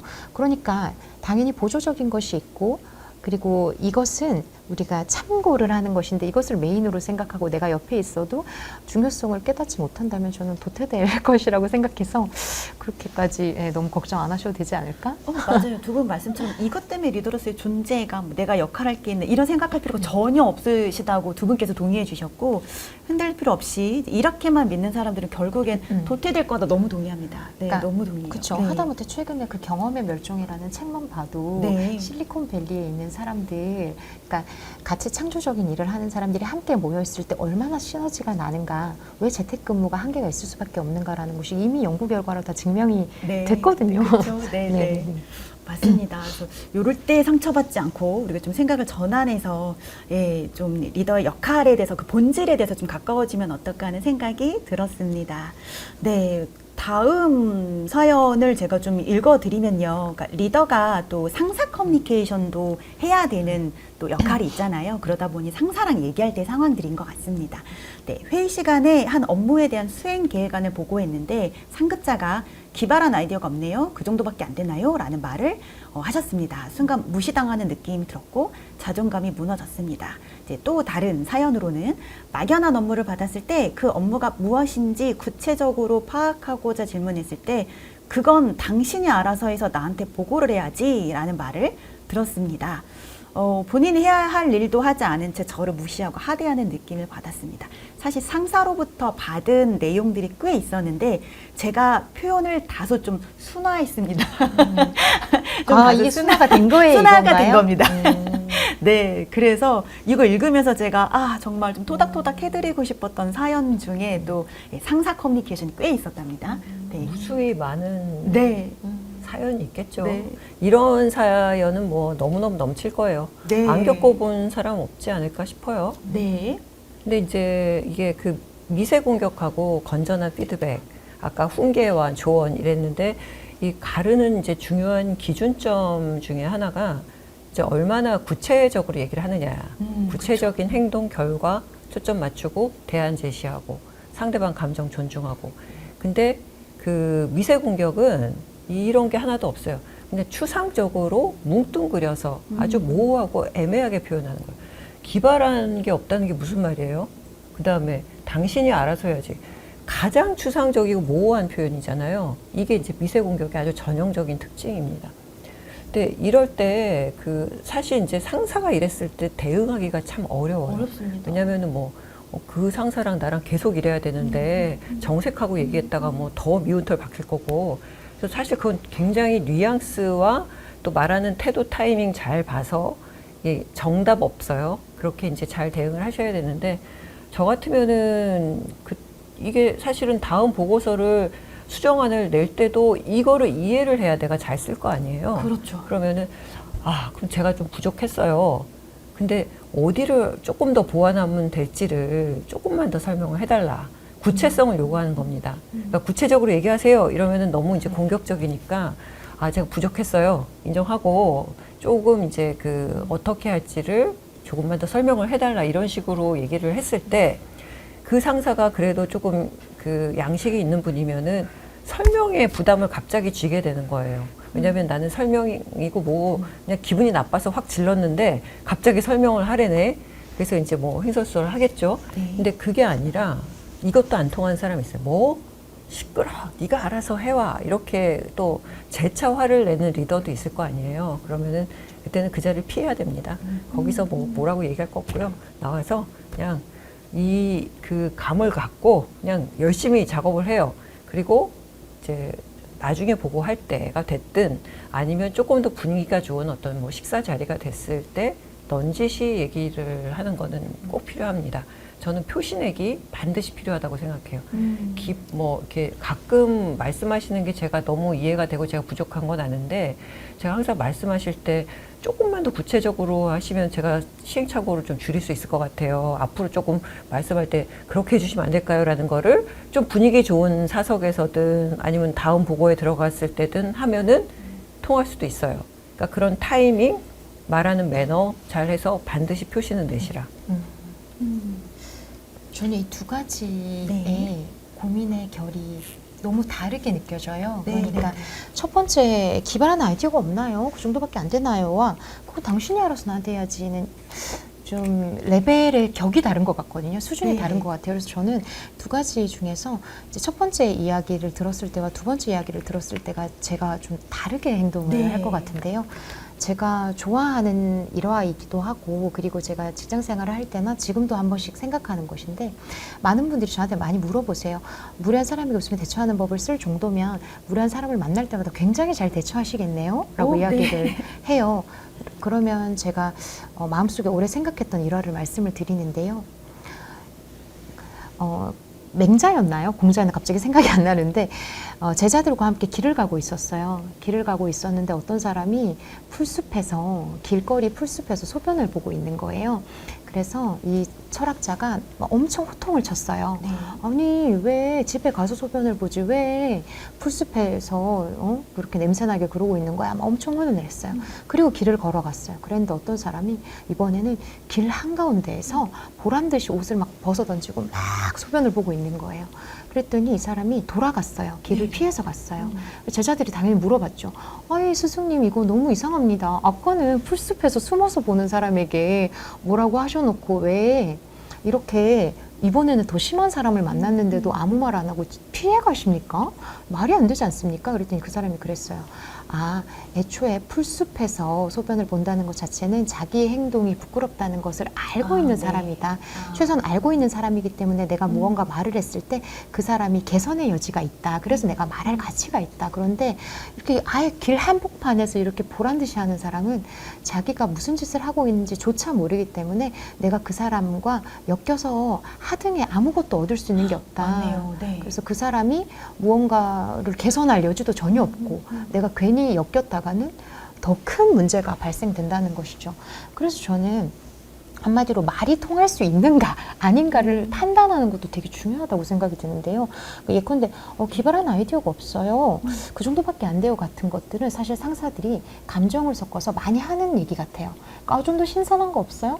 좀 더 좋은 거 없어요? 왜 그 대전 그것처럼 좀 못해요? 네, 네. 그러니까 많이 하는 말이에요. 근데 사실 그 말은 뭔가 좋은 걸 가져왔으면 좋겠어. 근데 너무 모호하기 때문에 내가 스트레스를 받는 거기 때문에 아까 우리 작가님 말씀해 주신 것처럼 그러니까 물어볼 것 같아요. 저라도 아, 얘 혹시 그럼 최근에 어떤 거 좀 기발하다고 네, 느끼셨습니까? 네, 네. 제가 레퍼런스 찾아보겠습니다. 아, 근데 보통 이런 분들이 얘기 들어보면 항상 좀 이거 없어요. 이러면 항상 뭐 500억짜리 이런 거 갖고 온다? 맞아요. 맨날 뭐 세련되고 뭐 대단한 거야. 아무튼 그래서 그런 식으로 근데 제가 찾아봤으니까라고 하고 어쨌든 제가 찾아볼 수 있잖아요. 그런데 두 번째처럼 이거는 미세 공격의 가장 큰 핵심 중에 하나, 상대를 깎아내리는 것 자체가 굉장히 중요할 때는 이거는 제가 개인으로서 어떻게 내가 할 수 있는 게 아니라 경찰에 신고해야 되는 수준인 거잖아요. 이거는 거의 그러니까 길거리에서 네, 네. 소변을 보는 사람 이거는 경찰에 신고해야지 내가 어떻게 훈계를 하려고 해서는 안 되거든요. 그거는 회사에 건의를 하거나 아니면 내가 어느 정도 힘이 생겼을 때 조직화해서 문제를 이제 공론화해야 되는 것이지 개인이 볼 수 있는 것 같지는 않습니다. 너무 괴로워하지 않으셨으면 공론화하는 거 좋겠어요. 너무 힘들죠. 네, 힘들고 사실 공론하기 어렵기 때문에 회사가 아니라 상사를 떠난다라는 말도 네. 이럴 때 나오는 것 같습니다. 네, 맞아요. 좀 이런 내용 들었을 때 리더가 얼마나 또 어려운 상황, 근데 그걸 공론화하기 어려울지도 이해가 되고 네. 또 이제 말씀 주신 것처럼 질문을 지혜롭게 잘할 수 있는 타이밍을 잘 가져가는 것도 되게 중요하겠다는 생각이 듭니다. 너무 추상적이고 막 이렇게 막 뭉뚱그려 표현하는 것을 어떻게 조금 더 구체화할 수 있도록 하는가, 좀 이런 부분에 대해서 좀 연습이 필요하겠다는 생각이 드네요. 네. 그리고 요거는 약간 언어적이라기보다는 뉘앙스 분위기 로부터 받았던 미세 공격에 대한 감지였던 것 같습니다. 네, 팀원에게 지시한 업무를 진행했는지 물어봤는데 이거 했니? 물어봤는데 팀원이 저희 눈을 피하며 아무 말도 하지 않았습니다. 이런 분들 없을 것 같은데 있어요. 제가 많이 들어봤어요. 팀원이 반응을 안 해서 되게 멋쩍었어, 이런 분들이 있으시고요. 언어로 표현되는 모습보다 포커페이스가 안 되는 팀원의 표정에서 불편한 감정을 느낀 적이 있습니다. 해야 할 업무를 이야기했을 때 대답은 했지만 돌아설 때 표정의 변화를 보셨나 봐요. 그때 매우 좀 당황했고, 그리고 앞에서 나한테는 굉장히 잘하는 것 같았는데 또 속마음을 내가 또 알게 된 것 같아서 더 속상하셨던 거죠. 그래서 요랬을 때는 우리 리더가 또 어떻게 대처를 하면 좋을까요? 저는 이제 네. 아니 말해야죠. 이거 했니 하는데 왜 말을 안 해? 미치겠네. 근데 네, 저는 네. 이제 이렇게 네. 불편한 표정, 뉘앙스를 네. 느끼게 하는 그 직원은 저는 이제 불러서 물어볼 것 같아요. 뭐 때문에 지금 불편한 것 같은데, 아니면 뭐가 부담이 되거나 아니면은 뭐가 좀 누구 도움이 필요하다든지 뭐 네, 네, 그런 게 네. 확실히 있는 것 같아. 얘기해 달라라고 얘기를 하면은 이제 뭐 쉽게는 안 하겠지만 이제 그게 하게 될 거라고 생각을 하고요. 네. 근데 저 같은 경우에는 이런 이제 두 번째 케이스 포커 페이스 안 되고 뭐 네. 왠지 불편한 뉘앙스 풍기는 그 직원들은요. 저는 이렇게 생각을 했어요. 그 사람은 불만이 있는데 저한테 있는 게 아니에요. 그 자기 직속 라인장 아주 옆에 앉은 선배 때문에 너무너무 힘든데 어디다가 얘기를 못 하겠고 나한테 와서 얘기하기도 힘들고 뭔가 꼰지르는 것 같고 근데 누가 물어봐 줬으면 좋겠는 거예요. 아, 그 신호를 뉘앙스를 보내는 막 거군요. 신호를 음. 그래서 이제 불러가지고 뭐 그런 일 있어? 물었더니 이제 한참을 뜸을 들이던지 아 이거 들여서는 안 될 것 같긴 한데 하면서 줄줄줄줄 걔가 지금 그 친구가 처한 상황을 얘기하는 경우도 있었거든요. 그 대화가 중요해요. 그래서 이런 친구한테는 그냥 직접적으로 불편한 거 내가 잘못한 거 있으면 내가 고칠게 얘기를 해줘 라고 담백하게 얘기하시고 마음 상하지 말고 관계가 훨씬 더 좋아질 수 있어요. 맞아요. 방금 말씀하신 것처럼 그러니까 대답을 잘 하지 않다거나 표정이 좋지 않은 것 같은 경우에는 그러니까 무언가 어떤 거대한 문제라기보다는 그러니까 우리가 충분히 이야기를 풀 수 있는 게 있는데 그러니까 예를 들어서 대답을 안 하는 거는 또는 표정이 안 좋은 거는 그러니까 내가 피해의식으로 빠져들면 문제가 오히려 생기는 것 같아요. 리더가 뭔가 왜 대답을 안 하지? 내가 무언가 마음에 안 들었나? 표정이 왜 안 좋지? 내가 뭔가 마음에 안 드나? 라는 식으로 리더가 피해의식이 생기고 리더가 계속해서 땅굴을 파고 들어가면 문제가 오히려 되는 것 같고요. 네. 이것들은 오히려 의도적으로 심플하게 그냥 갈 필요가 있을 것 같아요. 그냥 담백하게 물어본다를 네. 너무 어려워하지 않으셔도 되는 것 같아요. 네, 그렇죠? 네, 네. 이거를 되게 눈치 볼 일이 아니라 지금 그랬는데 그게 혹시 뭐 어떤 것 때문인지를 물어보면 되는 것 같다는 생각이 저도 들었어요. 그리고 진짜 신호를 보낸다는 말 너무 적극 공감합니다.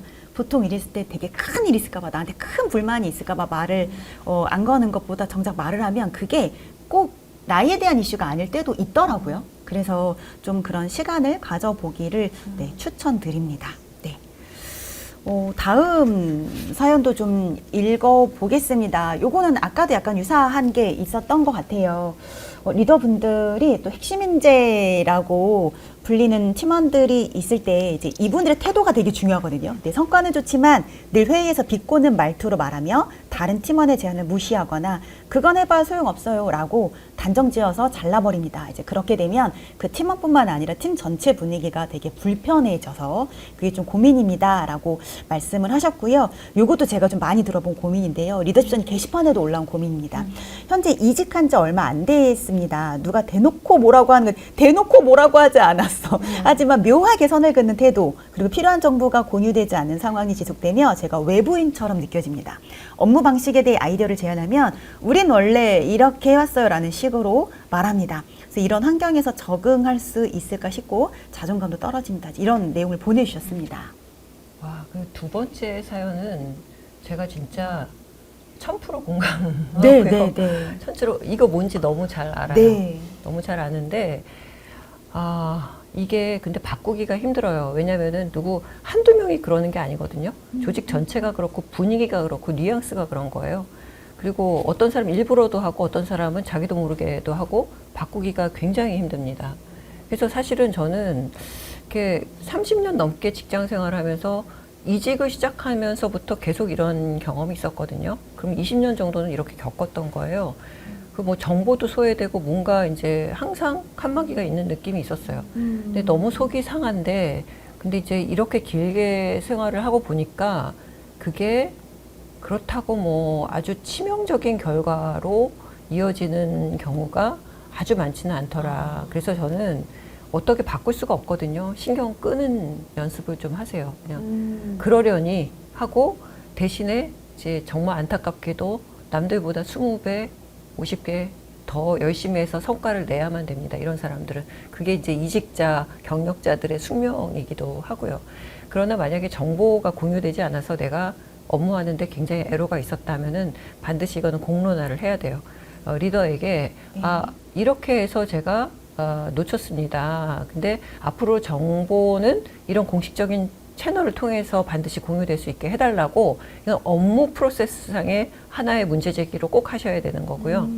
그리고 하나 다행스러워지는 거는 이제 저만 해도 뭐 공채가 꽉 잡고 있는 그 조직에서 이렇게 그 경력자로서 지냈는데 이분도 마찬가지일 것 같고요. 네. 근데 앞으로는 이직이 뭐 일반화되고 경력자가 굉장히 흔해질 겁니다. 그래서 앞으로 뭐 속도가 얼마나 될지 모르지만 이런 문제, 이런 허들이 그래도 조금씩 옅어지지 않을까라는 그런 희망의 말씀을 드리고 싶고, 정말 이제 제가 진짜 공감하면서 위로의 말씀을 드립니다. 잘 극복하시기 바라고요. 첫 번째는 저 요런 케이스 엄청 많이 봤어요. 이게 네. 히어로 문화예요. 네. 뭐 이게 그 성과만 좋으면 모든 게 용서돼요. 그래서 그 사람이 하는 거는 뭔가 독선, 무례함 이런 게 카리스마로 포장이 돼요. 그거 안 됩니다. 이거는요. 그러니까 결과만 좋으면 그 절차, 과정, 소통 다 무시해도 좋다. 이거 메시지는요. 조직원들한테 무례함을 너희도 가져도 된다라는 메시지가 됩니다. 이런 사람은요. 네. 막 승진시키잖아요. 그러면 아 반칙해도 성과만 좋으면 되네 이렇게 생각할 수 있어요. 그래서 저는 이거는 회의 때 이런 얘기하면은 아 그런 식의 그 표현은 지금 부정적이다. 그러지 말고 대안을 갖고 얘기를 해라. 그리고 반드시 불러서 그 역량만이 아니라 이렇게 그 관계를 존중하고 팀의 분위기를 만드는 것도 성과의 일종이다. 근데 좋은 리더가 되려면 너 표현부터 바꿔라라고 따끔하게 저는 얘기를 하겠습니다. 방금 굉장히 사이다가 되셨습니다. 네, 히어로 문화 그리고 이런 분들한테 계속 끌려다니면 미세 공격을 양산하는 문화가 될 수 있을 것 같아서 단호하게 말해주는 거 너무 중요할 것 같고 또 이직하신 분들한테는 신경 끄기의 기술이 필요한 것 같아요. 네, 어느 정도는 이제 그리고 내가 어디에 더 집중해야 되는가 또 느껴야 되는 부분도 중요한 것 같습니다. 혹시 전문점 코치님도 이렇게 뭐 이직 혹은 환경이 좀 다른 곳에서 느꼈던 네. 좀 그런 어려움이 좀 있으신 적이 있으신가요? 네, 뭐 사실 이직을 하거나 하지 않더라도, 그러니까 예컨대 회사에서도 공채 출신과 특채 출신 뭐 이런 맞습니다. 사람들끼리의 네네. 소외감 네. 같은 것들이 있고요. 그리고 뭐 팀이 바뀌더라도 심지어 같은 조직 속에서도 팀이 바뀌어도 이런 것들은 너무 많은 것 같습니다.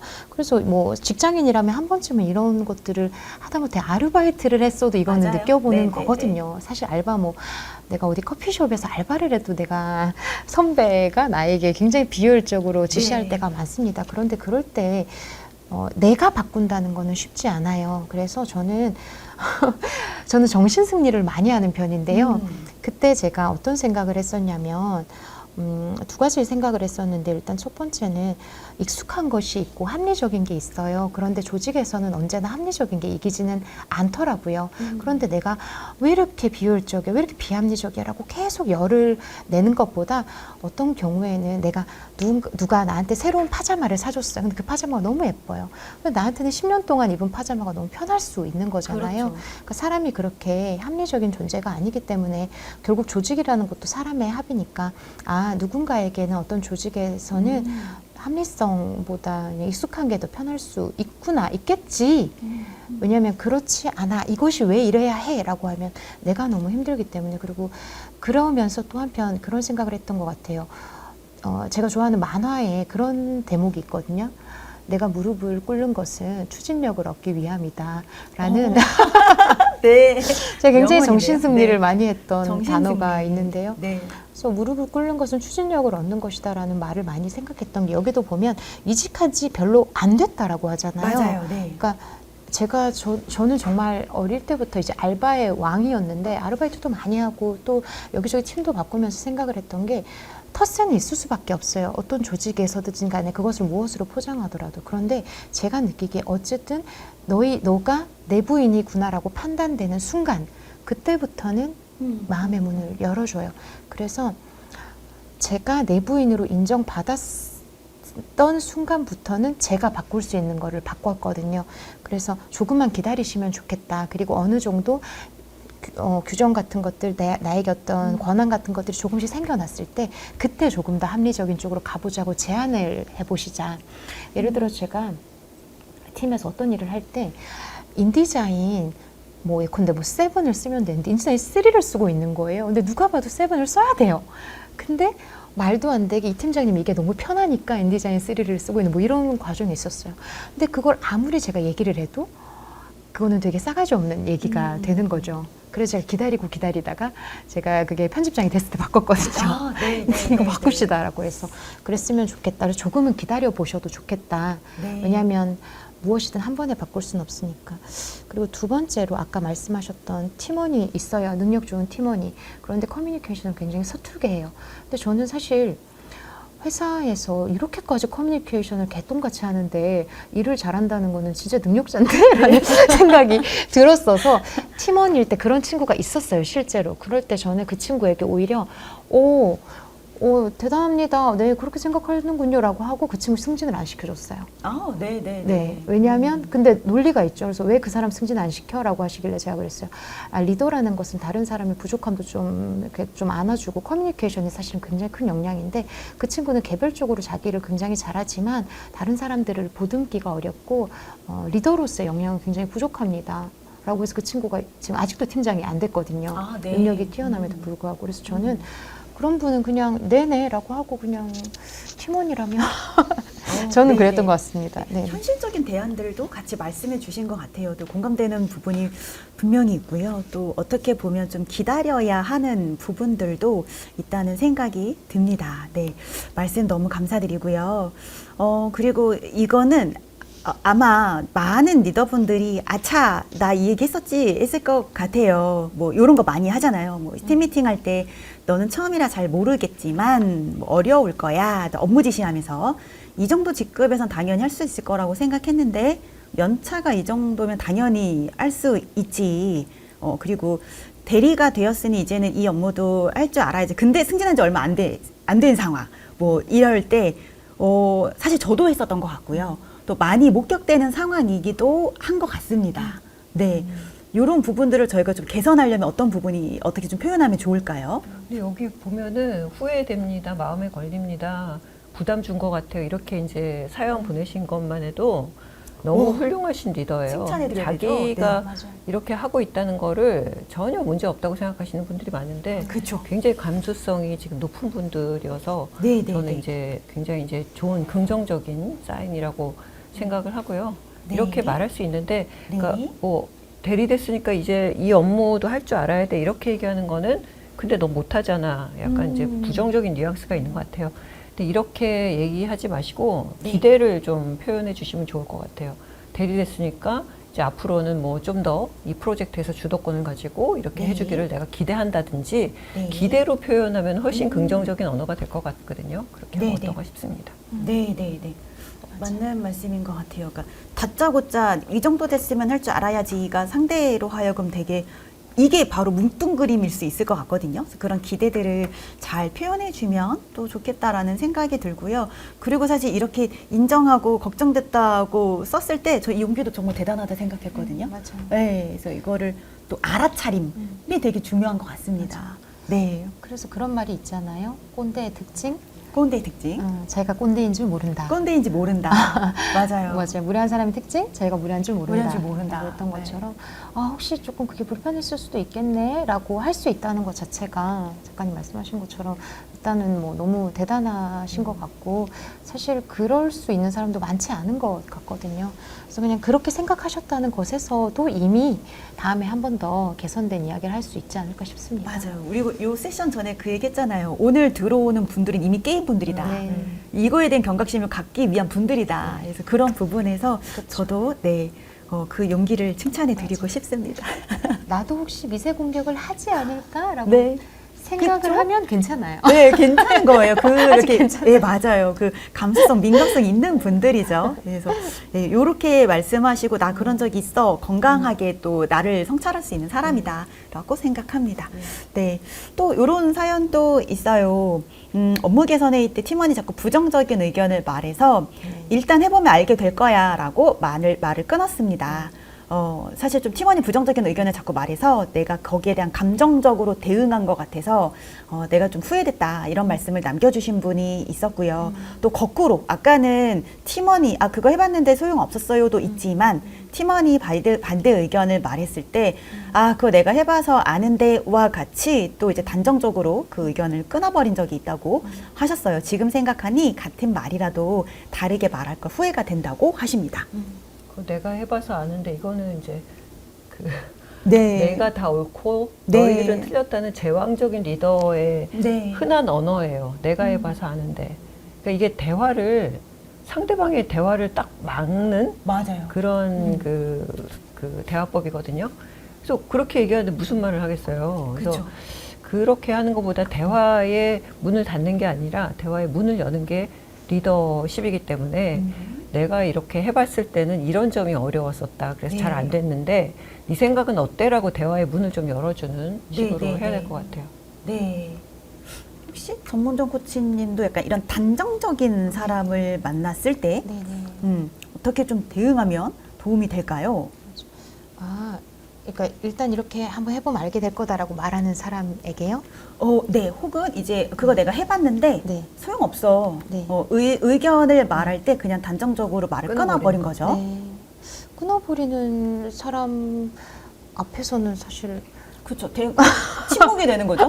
그렇죠? 그쵸, 그쵸. 네. 그래서 우리가 어떤 커뮤니케이션을 할 때 내가 무언가 논리적으로 어떤 이야기들을 많이 하는 것만이 대응은 아니고요. 네. 또 그리고 나의 오히려 자기 편을 줄이는 것도 어떤 커뮤니케이션의 방법이 될 수 있지 않나라는 생각이 들고 네. 아까 방금 말씀하셨던 거에서 저는 조금 더 추가하고 싶은데요. 네. 아까 그 업무 개선 회의 때 팀원이 자꾸 부정적인 의견을 말해서 네. 일단 한번 해보면 알게 될 거다라고 말을 끊었다라고 했잖아요. 네. 그러니까 예컨대 저는 그런 것 같아요. 우리가 하는 많은 것들은 이제 그 내용을 포장지를 빼고 내용만 보면 좋은 게 되게 많은 것 같아요. 그러니까 사실은 이 내용도 우리가 한번 해봤을 때 알게 되는 것들이 있고 거기서 시작하자라고 하는 메시지인 거잖아요. 내용인데 그 내용을 포장지를 예쁘게 싸지 네, 못하는 네. 거죠.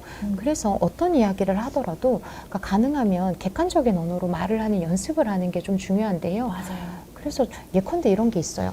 같은 말을 하더라도 일단 해보면 알게 돼 라는 것은 당신은 모른다 그리고 나는 알아 라는 네네. 거잖아요. 그렇게 들릴 수 있기 때문에 내가 지금 한번 해보자라고 말하는 것은 이런 예가 있기 때문이다 라고 하는 식으로 그 사람이 한 번에 이해할 수 있는 예시를 좀 주면 좋을 것 같아요. 그러니까 최근에는 뭐 스타트업에서 뭐 네네. 스타트업 뭐 이런 린하게. 식으로 해서 네네. 린하게 하자라고 하는 것도 세상이 너무 빠르게 변하기 때문에 다 준비하고 다 리스크를 확인을 해서 시작하기에는 너무 늦다는 것이잖아요. 그래서 그렇죠. 린 스타트업도 말하는 것이 일단 하고 개선하고 일단 하고 개선하고 하는 식으로 필요합니다. 하자. 그러니까 예컨대 같은 말을 하도 일단 해봐야 알지라고 하는 것과 우리가 너무 많은 변동이 있기 때문에 다 준비해서 하기는 어려울 것 같아. 그래서 우리 린하게 좀 일단 하고 고쳐보자. 네, 그때 네, 돼서 네, 우리 네. 다시 얘기합시다라고 하는 것은 다르다는 것이죠. 그래서 결국은 특히나 공적인 곳에서는 내가 어떤 이야기를 하고 싶더라도 이것을 보다 더 객관적인 언어로 들릴 수 있는 그렇죠. 예시들을 충분히 좀 준비했는가? 저는 이것도 좀 중요한 것 같아요. 그러니까 사람들은 생각보다 어떤 레퍼런스 같은 것들에 많이 설득이 되거든요. 네. 맞아요. 이게 사실 팀원들이 제일 어렵고 싫은 상사 중에 한 명가 답정 넣어. 야, 그거 어차피 안 될걸? 뭐 이렇게 하는 부분인데 이런 예시를 좀 들어준다거나 네네. 진짜 내가 하고 싶었던 말들을 좀 구체화해서 좀 말하는 연습이 리더분들한테도 굉장히 필요한 것 같습니다. 네, 좋습니다. 그러니까 그래서 사실 우리가 가장 힘들어하는 스타일이 그런 거잖아요. 너 좀 우아하면서도 좀 심플하게 할 수 없어? 뭐 그런 거 있잖아요. 되게 뭐라는 디테일하면서도, 건지, 그죠. 그래서 그런 것들이 되게 힘든데 네. 그런 사람들에게 항상 언제나 우리가 또 그리고 확인을 해봐야 되는 게 물어봐야 되는데 네, 결국은 그 사람이 의도하는 걸 자기도 모를 때가 많거든요. 맞아요. 그래서 자꾸만 물어봐서 당신이 말하는 것이 이것이 맞는지를 네, 가시화해서 함께 볼 수 있는 레퍼런스를 계속 이야기해 주다 보면 서로 알게 돼요. 이 사람은 어떤 좀 인플루언서가 많이 나오는 것을 굉장히 좋은 것이라고 생각하는구나. 네네. 이 사람은 어떤 것이 좀 오프라인에서 좀 스케일이 큰 거를 되게 멋지다고 생각하는구나. 이 사람은 뭐 이런 식으로 이게 기준이 생기거든요. 근데 그 기준이 생기는 것도 결국은 객관화하는 연습을 서로 계속 주고받지 않으면 불가능한 것 같습니다. 네, 왠지 그 느낌적인 느낌을 네. 해소하기 위해서 네. 좀 객관적 레퍼런스를 네. 만드는 그 연습들이 네. 맞네요. 저도 오늘 되게 네. 큰 힌트를 얻었어요. 저도 네. 그 약간 그 어려움을 겪고 있거든요. 네. 그런 방법을 해서 그분이 원하는 네. 어떤 데이터들을 네. 좀 해봐야겠다는 생각이 들었습니다. 네. 네, 왜냐하면 이 사람들 그래서 답답했을 거예요. 네, 팀원도. 맞아요. 네. 아니 모르겠는데 뭘 해보면 안다는 거야. 너무 답답했을 거예요. 그래서 서로의 답답함이 이해가 됩니다. 네, 맞습니다. 또 새로운 제 지혜를 얻었습니다. 네.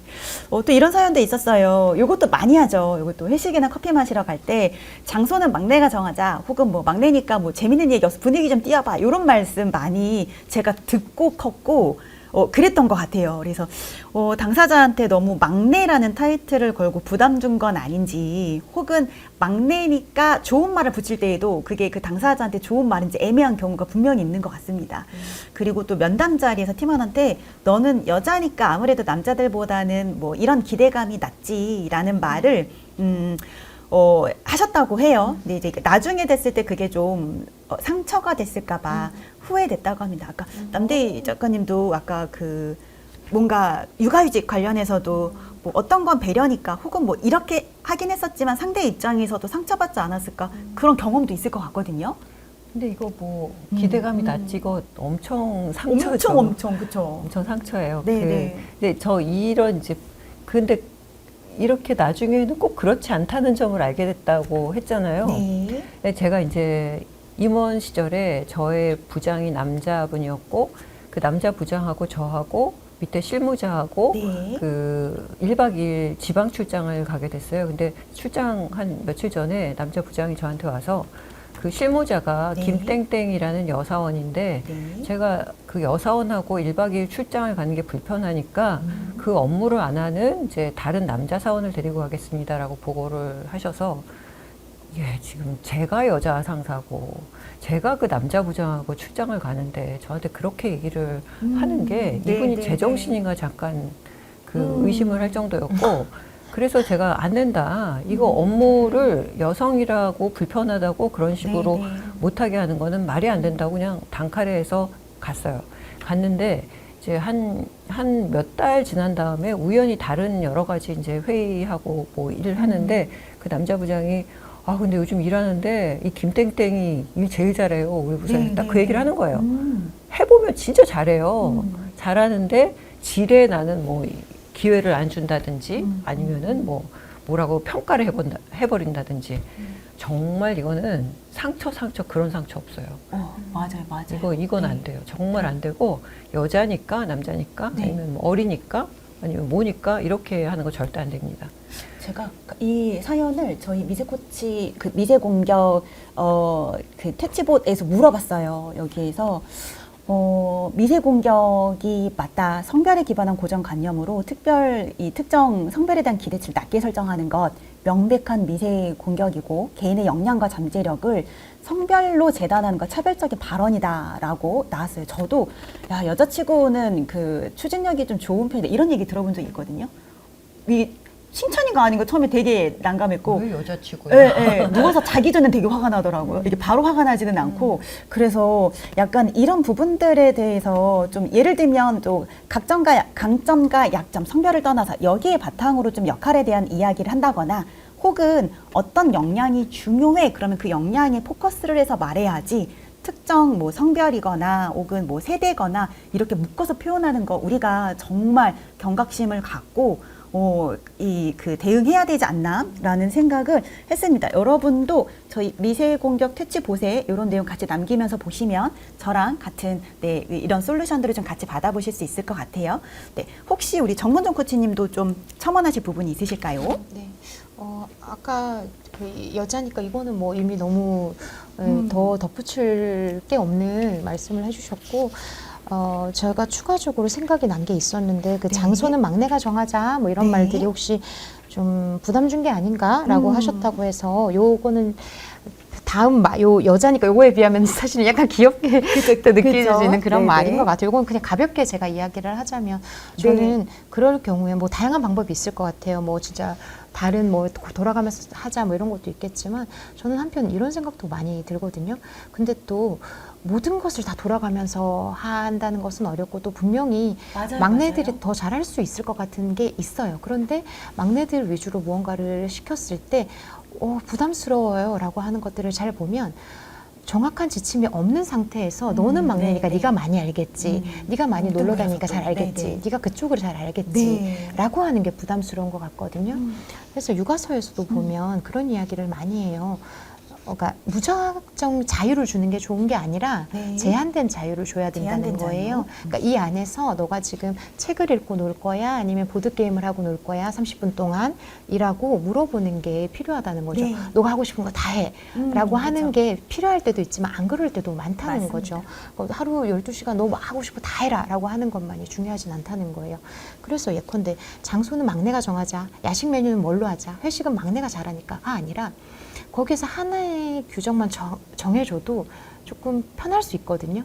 아, 뭐 저번에 갔던 데랑 비슷한 데로 네, 한번 또 예약해 줄 수 레퍼런스를. 있어요? 네, 네, 네. 아니면은 아, 저번에 보니까 그때 갔다 왔던데 되게 네. 좋던데 거기랑 비슷한데 그쵸, 그쵸. 뭐 이런 식으로 네. 또는 아, 우리 이번에 식대가 이번에 심지어 1인당 20만 원이 나왔어요. 네. 이거 지금 우리 채우고 싶은 이런 식으로 하나의 약간만 그 정해줄 수 있어도 저는 그렇게 스트레스 받아 하지 않을 거라고 네, 네, 네. 생각을 합니다.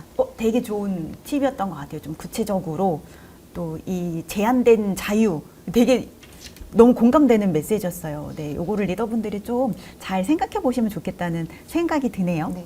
네. 제가 최근에 네. 어떤 글을 읽었는데 거기서 네. 그런 표현이 있었어요. 직관이라는 건 경험에서 나오는 거라는 네. 거예요.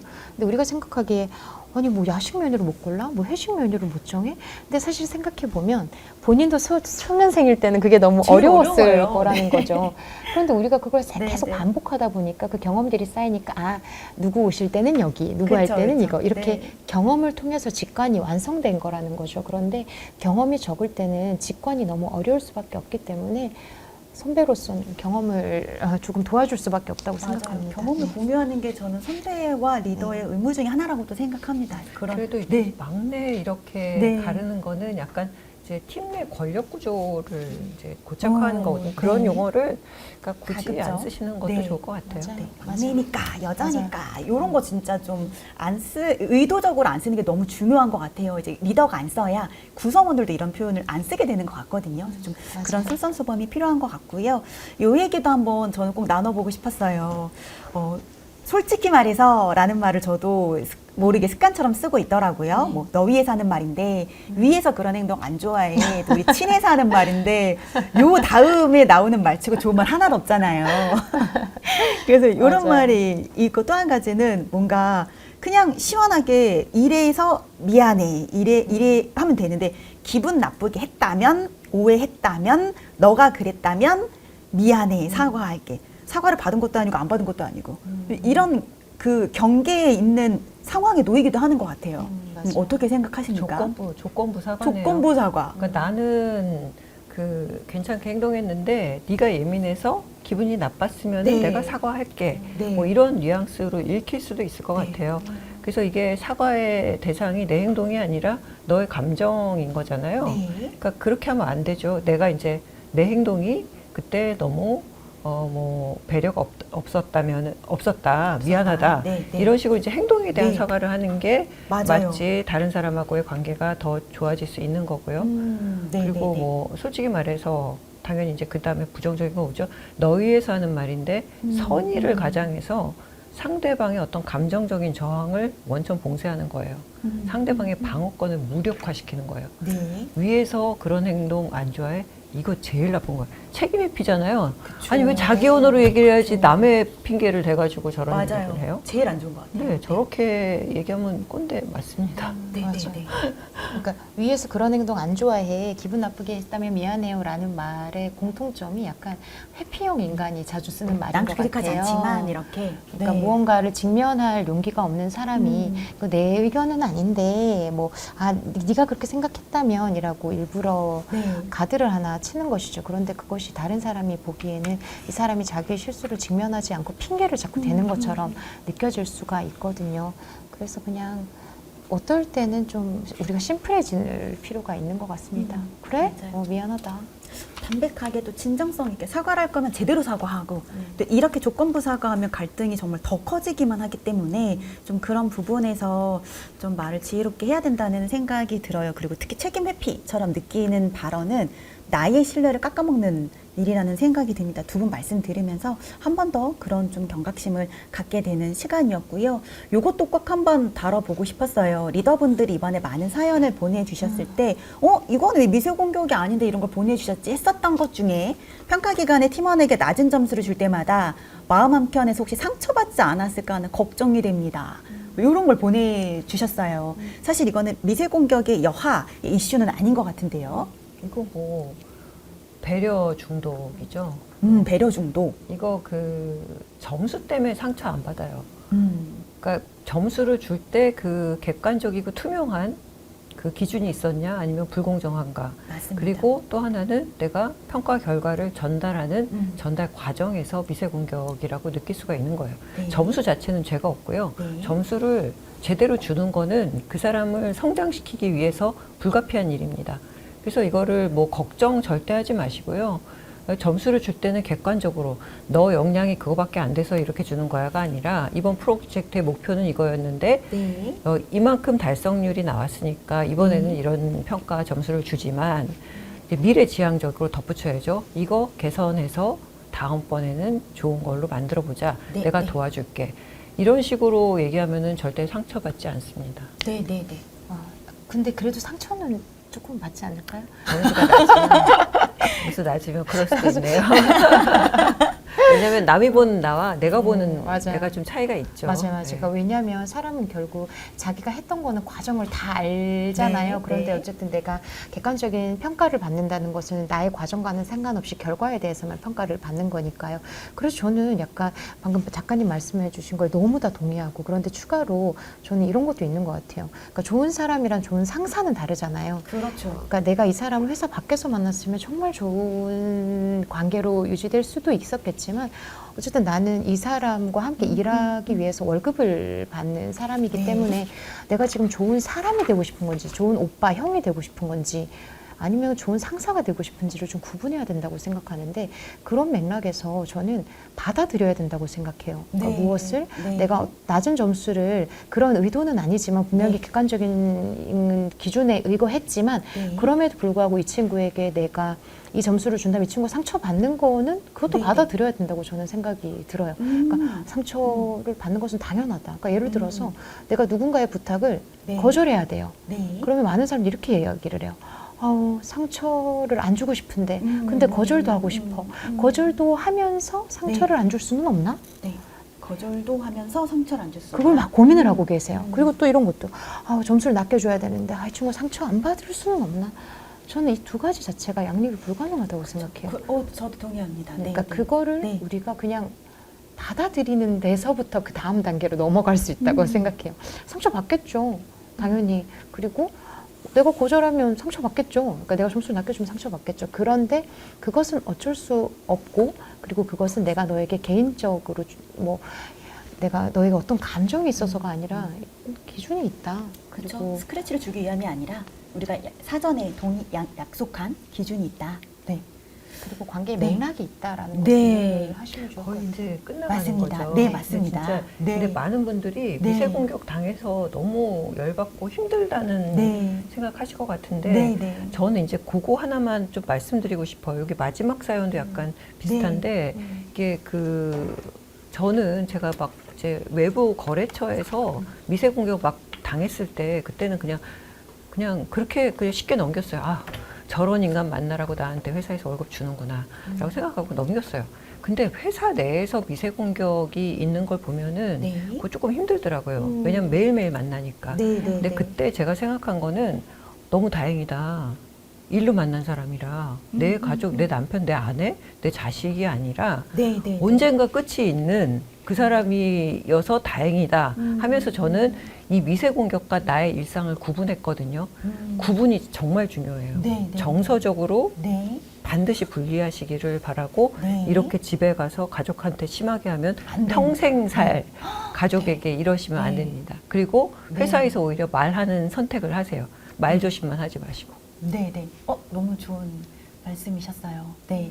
그래서 미세 공격 때문에 내가 그런 것 때문에 아무 말도 못하겠다 이런 게 아니라 할 말을 잘 하는 게 너무 중요한 것 같고요. 평가는 또 너무 중요한 리더의 역할이잖아요. 거기에 대해서 뭔가 이 더 중요한 게 있는데 상처받지 않았을까가 너무 큰 기준이 되지 않도록 하는 게 저는 너무 중요하다는 말씀에, 두 분 말씀에 네, 동의합니다. 네, 더 많은 사연들이 있지만 시간상 오늘 여기까지 다루게 될 것 같아요. 제가 정문정 코치님 그리고 남대희 코치님 이야기를 들으면서 오늘 되게 많이 배웠고, 내가 더 약간 이런 미세 공격의 민감성의 근육을 키워야 되겠다라는 생각도 많이 들었어요. 그래서 저희 리더십 전이 플랫폼에 오시면 두 분의 스토리가 더 펼쳐져 있습니다. 제가 정문정 작가님이랑 같이 한 솔직함이 최고의 가치라고 믿는 당신에게 이 컨텐츠를 정말 많이 공유를 했었고요. 또 우리 남대희 코치님과 또 같이 만들었었던 조직의 에너지가 술술 새는 이유 미세 공격, 이것도 정말 많은 리더분들이 제가 공유를 했습니다. 그래서 이런 컨텐츠들을 오셔서 여러분들이 좀 미세 공격을 제대로 알고 또 감지해서 내가 기준을 잘 만들고 또 대응해 나갈 수 있는 시간이 되시면 좋을 것 같고요. 또 한편으로는 제가 미세 공격 코치봇 이렇게 만들었어요. 제가 내용을 육아휴직 후 복귀한 직원에게 애 키우느라 힘들 텐데 뭐 일 제대로 할 수 있겠어? 약간 이런 식의 웰컴 메시지를 애매하게 하시는 분들이 있어요. 이런 내용을 적으면 미세 공격이고 이랬을 때는 오랜만에 해서 나오니까 어떠세요? 적응하는데 어려운 점 없으세요? 네, 또 복귀하신 만큼 잘 적응하시고 필요한 지원이 있으면 언제든 말씀 주세요. 그래서 내가 의도한 메시지가 제대로 전달될 수 있는 표현에 대해서 우리가 연습하는 과정도 저는 너무 중요한 것 같습니다. 그래서 저희가 드리는 이런 미세 코치 봇도 한번 체험해 보시는 시간이 될 수 있으면 좋겠습니다. 네, 이제 저희 리더십 저니에서 두 분의 스토리를 앞으로도 계속 만나보시면 좋을 것 같고요. 앞에 보이시는 QR코드 통해서 오늘 랜선 코칭 어떠셨는지 또 어떤 인사이트 얻으셨는지 남겨주시면 저희가 그 내용 바탕으로 앞으로 더 좋은 코칭 만들어 갈 수 있도록 노력하겠습니다. 그리고 11월 코칭도 제가 예고편 미리 말씀드릴게요. 주제는 리더가 직접 만드는 우리 팀 AI 에이전트입니다. 저도 미세 공격 특집옷을 제가 만들었는데요. 사실 리더가 우리 팀의 워크플로우를 제일 잘 알고 있잖아요. 그리고 우리 팀에서 AI에 대한 어떤 개입이 필요하다면 어떤 부분에 가도 저는 인사이트가 가장 크다고 생각합니다. 그래서 그런 부분들을 찾아서 만들어 보는 것까지 완료하는 시간을 저희가 마련했습니다. 오프라인이어서요, 많은 분들을 모실 수는 없습니다. 그래서 11월 코칭 원하시는 분들은 리더십 전에서 빠르게 신청해 주시면 네, 그때는 오프라인에서 저랑 또 만나는 시간 갖는 걸로 하겠습니다. 네, 오늘 두 분 함께 해주셔서 너무 큰 배움이었습니다. 또 우리 리더분들한테 격려의 메시지 또 한마디씩 부탁드리고요. 네, 그렇게 하고 오늘 자리 종료하는 것으로 하겠습니다. 네. 오늘 이 컨텐츠를 보신 분들은 이미 깨어있는 분들이고요. 맞습니다.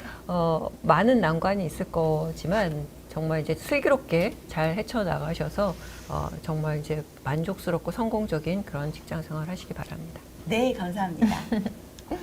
제가 오늘 이 생수병을 먹었는데 네. 생수병에 미세 플라스틱이 그렇게 많대요. 그래서 미세 플라스틱을 많이 먹으면 병에 걸린다라고 네. 하는데 미세 플라스틱도 눈에 보이지 않잖아요. 그런데 네. 우리 몸에 축적되잖아요. 그러니까 미세 공격도 그래서 너무 위험한 것 같아요. 잘 네. 보이지 않는 것 같은데도 우리 몸에 계속해서 축적되니까요. 그래서 결국 중요한 것은 우리가 완전히 그런데 우리가 근데 살면서 이걸 안 먹을 수는 없잖아요. 네. 그러니까 미세 공격도 아예 안 당할 수도 없고 내가 네. 안 할 수도 없는 것 같아요. 그렇다면 어떻게 해야 하는가? 내가 그 대신에 또 더 좋은 것들 해독할 수 있는 것도 얼마나 내 곁에 많이 두는가, 그리고 또 내가 만약에 그런 것들을 했다면 얼마나 또 빠르게 네. 개선하는가, 이런 것들이 중요하다는 생각이 듭니다. 네, 맞습니다. 완성된 리더, 완벽한 리더는 저는 유니콘 같은 거라고 생각합니다. 말씀 주신 것처럼 우리가 또 배워 나가면서 행하면서 또 정신승리도 해나가면서 좀 그렇게 조금 더 성숙한 리더가 돼가는 모습이 되기를 바라고요. 오늘 함께 해주신 우리 리더분들 감사드리고요. 또 특별히 미세 공격에 대해서 이 세상에 밝혀주신 두 분 코치님께도 감사 인사드리면서 여기서 인사드리겠습니다. 감사합니다.